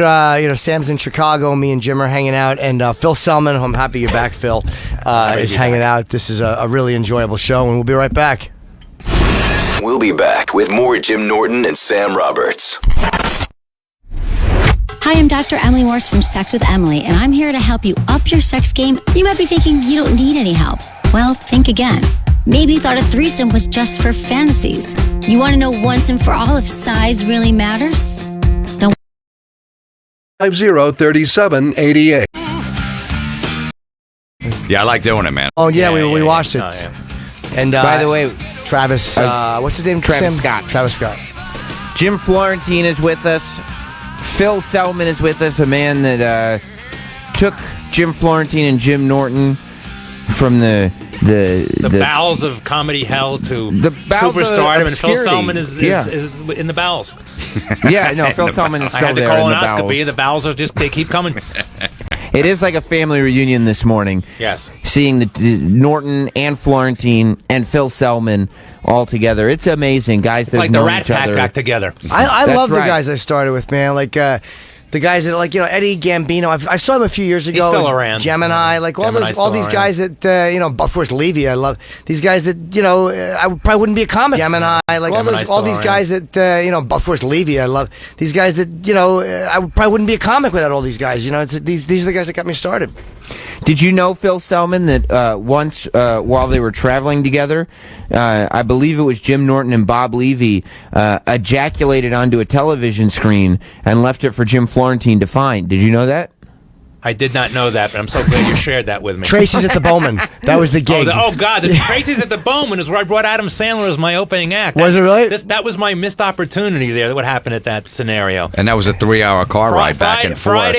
Friday night, there was a bachelorette party after the show. They wanted me and him to go hang out with them. I had food poisoning from the Maryland crab cakes. I was puking my brains out. The next day, he had Polaroid pictures of all these girls naked of him with them. Oh. I would have been in those movies. That would have been a bonding experience. That was my missed opportunity It in show was. business. That crab cake ruined your life. And then I'm outside throwing up, and this old woman goes, "Look at the drug addict comedian." I go, "It's your fucking crab cakes." That was my missed opportunity. Had I been with Adams, not to mention, I have been with 2 women at one time, but I've never been with like 10 women. Sure. And that was my failed opportunity. That was a bonding experience that I missed out on. Yeah, that really would have. Sure. We still remember that. Jim was out banging a waitress, and me and Bob were back in the hotel room. We had pizza, and then just as a goof, we both jerked off on the television set. And Jim came back, and he just went beautiful and went to bed. We were all sharing a room, and I came back, and it was. I go, "What's that on the TV?" I go, "We jerked off on the TV." I go, "Oh, beautiful." I'm like, "Okay." I was booking some Holiday Inn somewhere, and Maurice had jerked off all over the room, literally everywhere. And I lost that gig after that. That gamey spew of that individual everywhere, and it was a different color. I'd like to have Maurice on sometime. I haven't seen him. He's a guy I know for many, many years. That guy's doing comedy for a million years. He is, right? Is he still doing it? I don't hear his name anymore. I don't know. I don't hear his name anymore. I bump into him once in a while. I'll be at some event, and Maurice will be there. You see him from time to time. I lost Iona College when I sent him there. I said, "Whatever you do, don't talk about abortion." And he opened with abortion jokes. Oh, he did. I had Ronnie Wilkerson there who went to jail for crack, and they liked him. But when they said, well, when he did it, it was a joke. Maurice meant it. Is Ronnie Wilkerson still doing stand-up? Yes, he looks really. He looks like the Crypt Keeper from Tales from the Crypt. He looks real bad. Oh, I haven't seen him in a long time. The third time to jail may have not been good for him. What was it, recent? Crack. Recently or years ago? Oh, every time. Oh. Just we gets did a worse and gig. worse. I remember doing a gig with him, but I still lived in Jersey. But it's like weird. You remember the guys you share a room with? You shared a room with him once? I did, yeah. I'm sorry. That was probably one of my gigs. I'm sorry. Yeah, it was in Lancaster, Pennsylvania. We shared a room. I had Down Comedy Club in Lancaster. That was it. Yeah. It was a Selman gig, yeah. Mm-hmm. That was a nice gig. Did that pay $70 too? I actually got paid a fee for booking that, so people got paid more money to do We that. did okay there. I don't know about that. I met this waitress, this barmaid there that was hot, and I hooked up with her. I mean, I was so pleased with her. I was thinking about like moving to Lancaster and giving this all up, but then I came and I said, I don't think so. but she was hot. She was hot. That girl was hot. You're romantic. He is. I am a romantic. You're a romantic guy. On some level, right? On some level, yeah. Vermont teddy bears, punch Never, cards. never again. With Sending a Vermont teddy bear to a woman with a paralyzed husband is the fucking greatest thing I've ever I heard. should have sent it in a little wheelchair. I just said that to you. Did you say that? Yeah, before. Oh, okay. I'm sorry. That's funny. Phil, We're thinking on the same level there. Phil, do you think you have Hall of Fame numbers over all the girls that you've slept with? Like you Numbers? You mean high numbers? Yeah, high number. Yeah, I have pretty high numbers. How many do you think? How If many you would could guess? Over 100? It's over 300. Over 300. Wow. Is that including hookers or no hookers? Of course it includes hookers. Okay. Is that different? What do we have? Different categories? What are you fucking rating my fucking sex life here? Yeah, Just well, because you haven't been with hookers, it doesn't mean. Just think what your numbers would be if you were with hookers. Well, the hookers is almost like it's like a. How many women have you been with? beaten How with- many have you been with? Wait, it's like beating out a grounder How many- and you get a single. It's not up the middle, a fucking sharp hit. You It is still a got on different. base. It is you got on base or it's Yeah. yeah. Let's be honest. It's like How many buying women have you followers been on Twitter. I don't know, but you're You over don't- 300? Yeah, I'm over 300. Nice. What's that, Sam? It's like buying followers on Twitter. Like, yeah, you have the number. It's not but like you buying didn't followers earn- on Twitter. What the fuck is the matter with him? You didn't earn What is he thinking, this guy? Jesus, You didn't- buying you didn't- followers on Twitter. You didn't earn the followers. I didn't earn You it. I just- paid for them. That's more than earning it. I fucking paid for it. Oh, all right. I'm just Earn it. saying. I didn't earn it. Like, if you try to send one of your fake followers a Vermont teddy I don't bear, have it's any probably gonna fake get followers. Oh, all right. All right. I have no faith. I have 800. You know something? It's funny. The last time when I was on here, I got like 900 followers. You did? Literally, I did. Oh, that's the awesome. power of show business. I'm not paying for followers. Well, what's your Twitter account so people can follow you if they didn't follow Phil you last Selman. time? Phil Selman at Twitter. Phil Selman at Instagram. Phil Selman on. You got to keep all of them. A little more active though on Phil Selman on Twitter, because I was looking at it and you had a good run for a while. You were tweeting jokes, you were doing all this stuff, but I feel like now you're at this space where you're tweeting like one joke a month, and that's all you're doing. Did you get sick of it after a while? No. I just said nobody cares what I'm doing. Nobody responds. I don't. Now I with get the that little heart attitude. shapes from Florentine if that I'm going to be on here. I got the guy doesn't want to talk to me, but he's sending me little heart shapes. Vermont teddy bear, but Phil, how many times have you been with two women at the same time? You said you've been with two. Was that like a one-time thing? Twice. Or was Twice. You've been in two different threesomes? Yes. Yeah, I dated. Actually, the girl who was the dominatrix. We had a porn star. We actually had a porn star with us, and it was too much. I have to say, it was just about too much for me. Was the dominatrix? Was she? Would she spank you, or was she dominate you? I wasn't into that stuff. But she would do that with her people. Like she would people would like the glass table and take a shit on it and stuff. Yeah, like that. good girl. Yeah, sure, I respect that. Her name was Gigi. That was her real name. Her real name was Sherry Lynn. It's funny. I brought her back to my house once, and we thought she was dead. So me and my mother were saying, "Well, we'll cut up her parts and put them in garbage bags," because I couldn't rouse her. She was like, "Well, from the pills or whatever." I literally thought she was dead in my bed. But she woke up. But she woke up. Yeah, because I said nobody saw it coming. We'll just cut up the parts and toss it. did you fuck her when she was passed out? Not that would ever stop me, but no, I did not. Have you ever gotten into the?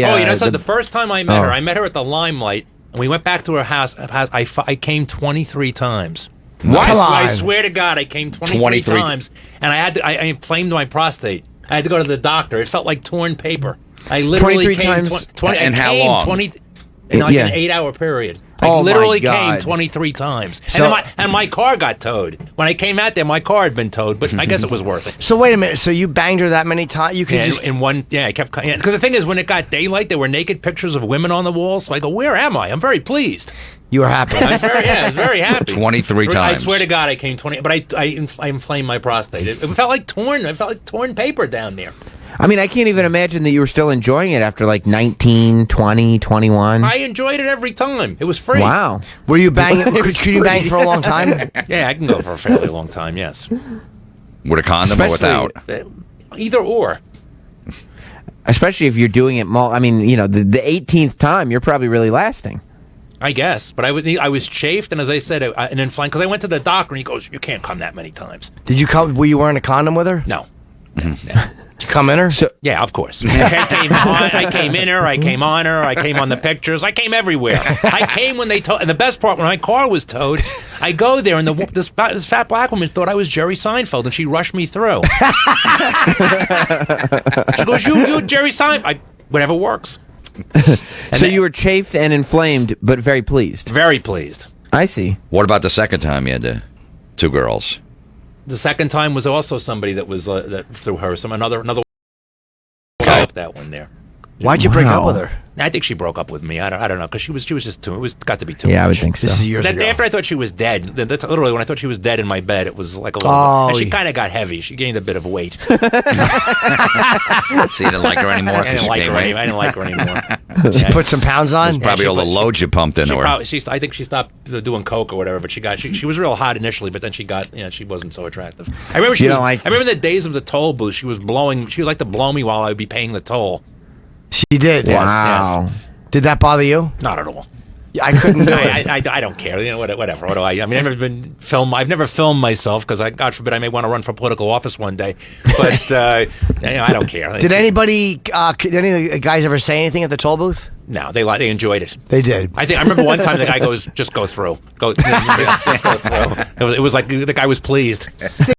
Think of Florentine. I used to do that. How the bell would go off. You just, before the cameras. motion, before the cameras, just like you just pretend you throw it in. You just keep driving. I missed. So you're saying that the guy wouldn't come out of the booth? No, there was because nobody he in saw there. you. It was like an exact change one for 35 cents or whatever. And those bells would go that loud a fucking alarm. Yeah, and you just keep as long as driving. you did. Yeah, that's great. I bet you there's like a mural of me at that toll booth there for getting blown. For getting blown there. I think at mile point 123. How come you so don't? someone came. How come you don't book gigs anymore? Is there just nothing available? There's nothing available. I grew to hate the people that own the clubs and then all the comics. People don't want to pay money anymore. So I don't, occasionally, but I just don't do it anymore. I got burnt out. I had 31 nighters back in in like 8 states with Ross. We were the biggest, and I just got burnt out. You did. When did it start to change? When did you go like, fuck, these are going away? I guess. Well, what is the I'd say business? right about I come in 1991 is when it started. Explain the business for people who don't know, like one-nighters. Like, how does it work? You don't own the club, but You get somebody. Here's a budget. Here's a budget of X amount of dollars, and we'll do a show with 3 comedians. An hour and a half show. And you send them to the restaurant or to the bar. Yes. Send them The bar would give you like $500 and go. We went 3 I comedians. had a lot of budgets that were $300. 300 on a Wednesday night, and give us 3 comedians. We'll do it every Wednesday night. So he had a ton of them. So him and his partner. the bar gives you would give Phil $500. Get a budget. Well, on the high end, it was $500. It was like $350. I used to shoot for like $350. It was a one-nighter. Yeah. They'd give you like $300. Like $15, No, and then $50. He keeps lowering it. Oh, $50, $60, $70. just making sure you got a nice chunk to keep for I wanted to yourself. so me and Ross could each make like $75, at least $150 or $200, and if there was an agent. And an agent had to get a cut. Because sometimes there'd be like 3 or 4 people involved in these things. So everybody's getting a piece of the pie. Driving up there to those fucking one-nighters, man, and you'd get out, and like you had no idea it was just going to be good. Especially if it was one that was new, like a new one-nighter. It was everything was unpredictable. A lot of times they wouldn't shut the TVs off, especially if there was a sporting event going on. I remember down in Philly or whatever, if the Flyers or the Sixers were in the playoffs, they wouldn't shut the TV off and start the comedy show. So everyone's just watching the TVs above you. I just did a gig in Watertown, Connecticut a couple of weeks ago, and it just reminded me of like a shitty gig I would book, because the guy goes, I'm not going to turn the sound off in the next room, and you could hear everything. Why would he turn the I sound don't know. off? He goes, well, they didn't pay for the show. I said, well, the people who did pay for the show aren't going to hear the fucking show because of the loud music on the other side. This is recently? This was a couple of weeks ago. I destroyed. I sold 1.5 DVDs after the show. It was a good night. But he wouldn't turn it off. He wouldn't turn it off. He was the manager? He was the owner. What an ass. He was an ass. So he sabotaged his own fucking show? Pretty much. Yeah. Stupid. Yeah, stupid. Because they didn't pay for the show. It was a sports bar. It was a sports bar, and they had TVs. The TV was on, like, the TV farthest away, like, and it bothers me because I'll focus in on like that, and you say, turn every fucking TV off. Did he turn the volume off? Of the TV, yes. Oh, the volume. I think you meant the TV volume. No. I'm saying they had loud music, like the jukebox in the other part of the room, and there was like a piece of glass that was halfway. It didn't separate the room perfectly, so you could hear the noise coming through. Yeah, it's the worst. But I got up there and I started screaming and crying. I had a guy right off the bat, and I just put him away. And I said, I hope you piss blood, and that pretty much shut him down. Wow. That always shuts them down. It does, right? It does. That's about Is the that the nastiest thing opening you can line? say to him. No, when the guy got right off the bat, the guy shouting shit at me. Right. I just started What did he say? He just, I said, shut the fuck up, you piece. I hope you piss blood. And that was it. What do you say to that? That killed, right? It killed. It kills. I wrote that. And I can say that because I did piss blood once, and it was horrifying. Why'd you piss blood? I don't know. It was when I was the 23-year-old. I don't know. Maybe one of her fucking Fruity Pebbles got stuck in my cock or something. And then I had this test where they put a camera up your pee hole. I don't recommend that. It hurts. It was horrifying. Have you had that done before? Oh my God, it's horrifying. No. You were not I felt pleased? like I was bleeding, and I felt like I was raped. And the anesthesiologist was going, "What do you think of Sebastian Maniscalco? I think you should turn up the fucking juice. I don't want to hear anything." Do you know Sebastian? No, I do not. What did he play in The He Irishman? played he had Joey a good Gallo. role. He was in my scene. Okay. Oh, yeah. He was threatening to kill. He was good, yeah. Yeah, he was good. Yeah, he did. He did another film, so he's got probably a good. He was acting in that career. movie that won Moonlight. No, not Moonlight. The one that won the award last year. About the black. I didn't see it, but it yes. was a good movie. The Green Book. The Green Book. That was a good movie. Green Book, yeah. I didn't see it. So why did you have the camera up your pee hole? Because from peeing blood, you wanted to make sure there was nothing wrong. So what was it? What was nothing? the thing? There was not. He said maybe I could have passed a little stone. Maybe it was like a little kid, a little stone or something. It's concerning, though, right? Yeah, it was very disturbing. You can see blood coming out of there. It's sorry because he gave me like every test, and then he died like 2 months later. Jesus. And that was pretty disturbing. You have a lot of people around you that die. I think a lot of people are dying in general. I don't believe I have anything to do with that.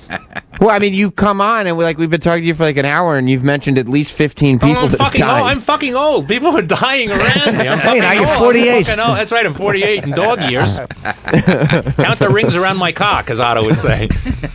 Or in Voss's, count the rings around his tattoos. Voss, you never get your teeth and your tattoos done at the same place.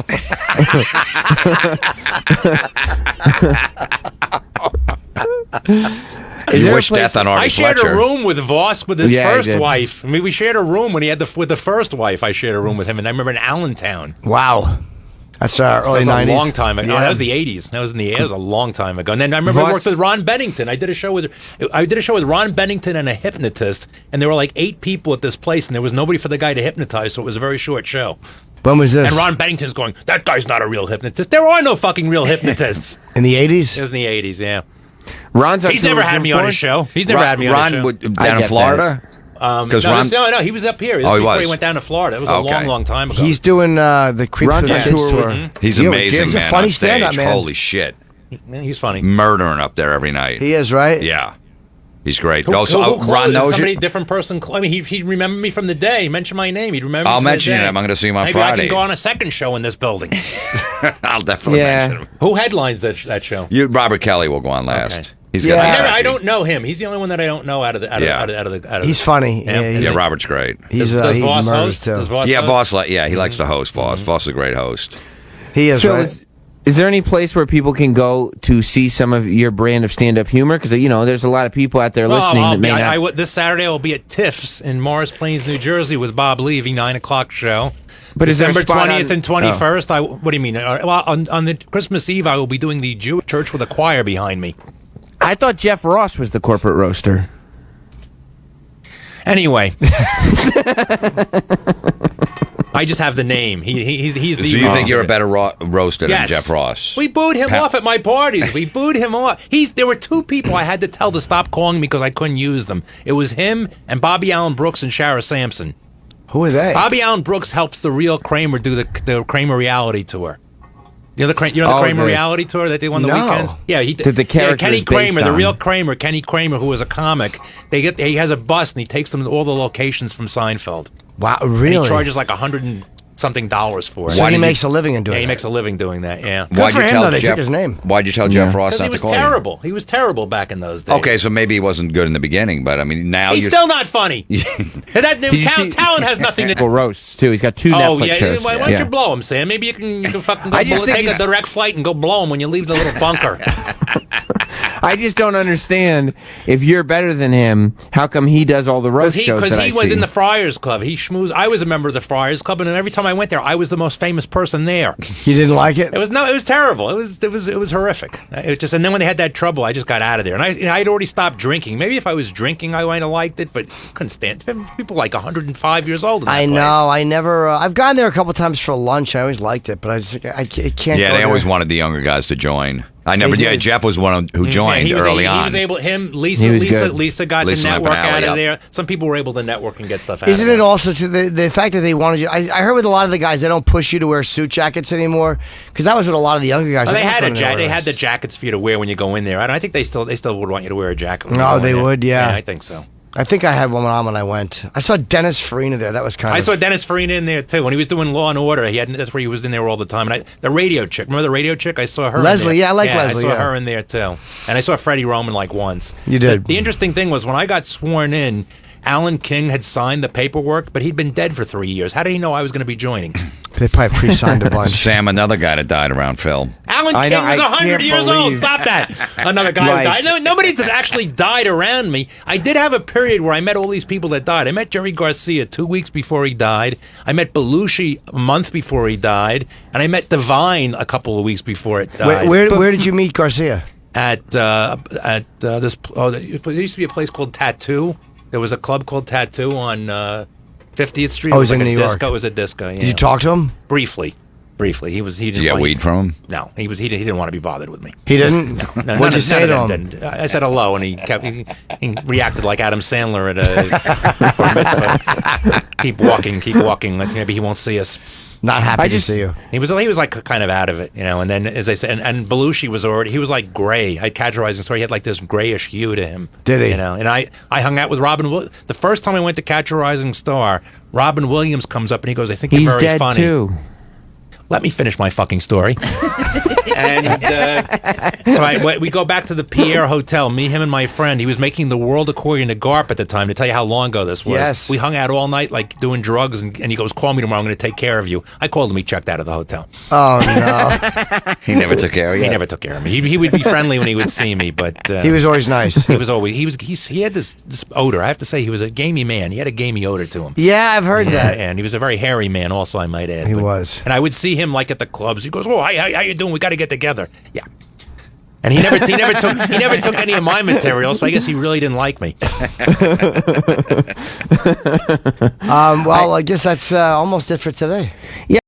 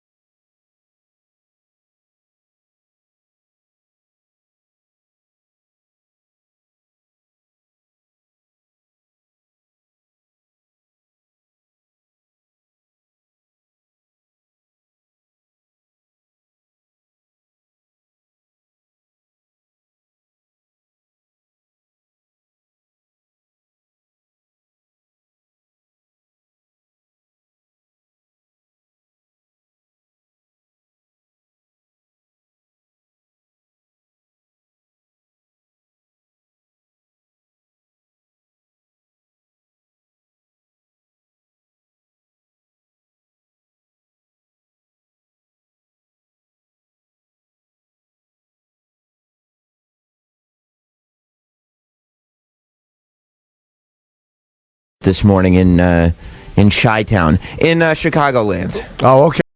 See ya. At this, there used to be a place called Tattoo. There was a club called Tattoo on 50th Street. Oh, it was in a New York. disco. It was a disco. Yeah. Did you talk to him? Briefly.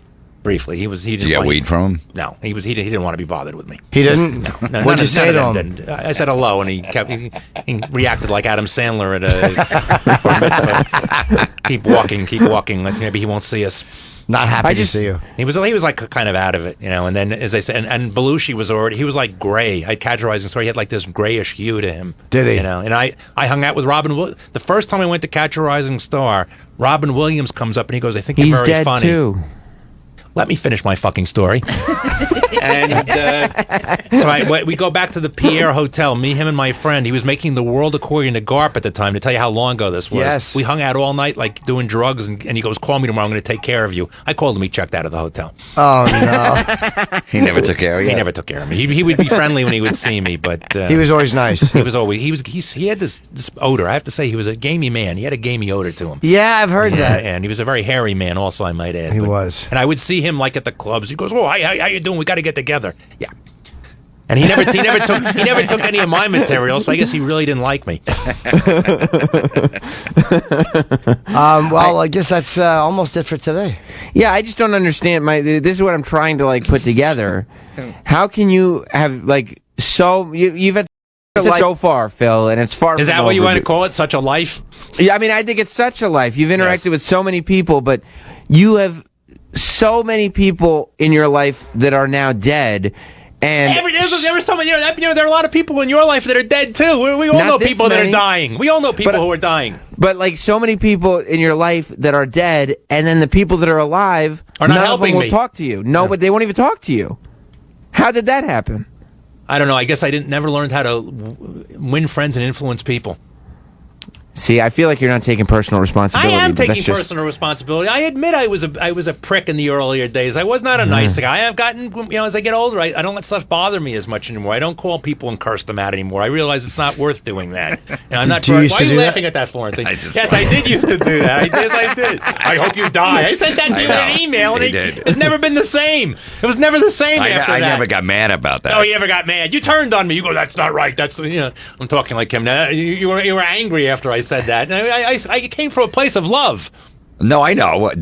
Look, I liked you from the beginning. You were just fucking abrasive and cranky and miserable and bitter, and I loved it. I'm like, I love everything about this guy, just screaming at the audience. I love that shit. Phil, I like you very much. I think you're very entertaining, and I'm very, very Well, thank interested you. Hopefully, in I you. won't come back in another year and 3 months. Was it that long ago? That long. All right, we'll make sure it's sooner. A year and 2 luckily, I months. mean- A year and 2 Yeah, months. we'll have you back sooner. I know. Luckily, we didn't miss much. I don't like him. I don't like him. I just don't like him. Well, Phil, you can see Phil with Bobby Levy. At Tiff's and Morris Plains at 9 o'clock this Saturday. This Saturday night. That's a great show. And when Christmas and then December 20th and 21st at Fat Boys in Houston. And then December 24th at the Broadway Comedy Club, the Jewish Christmas Eve shows. And Jim is touring Creeps with Kids. Yeah, this Friday night, Harrisburg, Pennsylvania. Saturday, Broadway, New Jersey. CreepsWithKidsTour.com. All right, great. And who do we have tomorrow? Awesome. Yeah, I don't know. We'll have a loaded show tomorrow. Oh, though. Sam Morrell? I think- Okay, good. Yeah. All right, well, listen, man. Thanks, Phil. And Jim, always good to see you. Thank you, Jim. Thank you, Sam. Yeah. Thank you. And You Sam, guys have are a great. safe flight. See you tomorrow. Yeah, I'll see you tomorrow. Goodbye, everybody. Goodbye. We'll be back with more Jim Norton and Sam Roberts. The Jason Ellis Show. We are joined by a special guest. This is a godlike band. Well, Godlike. it does stand for the God of all Texas and your masters of menace, Goat in your mall. I have to assume everybody's seen Quack Like a Duck. One of the greatest songs ever written, in my opinion. We do have a new album coming out. Lyrically, what sorts of themes are you exploring this time around? Anal. Nice. Live, 5 p.m. East, replay at 5 p.m. West, and on demand anytime. Hey, Jeff Lewis here. On my show, you'll hear me get into trouble, overshare about my personal life, and so much more. And now with Sirius XM Video, you get to see the best moments too. I've already had 2 meetings at HR, and they gave me this list of things that I'm not supposed to do. Apparently, there is a second HR complaint against me and this show. Our boss is on the line. I think we should take it real quick. Okay, let's do it. It's like your backstage pass to Jeff Lewis Live. Download the app or go online to see what you've been hearing with Sirius XM Video. To learn more, go to SiriusXM.com/more. Hi, I'm Steven Singer. Yep, that's me, the I Hate Steven Singer guy. People ask me all the time, what does this mean, I hate Steven Singer? Well, for starters, my competition really hates me. Here's why. Watch as we get closer and closer to Black Friday. All my competition will start having their crappy sales. 70% off sales. 70% off what? I must be in a business of idiots. You tell me, what magical, mystical thing happened that made this diamond ring 70% less?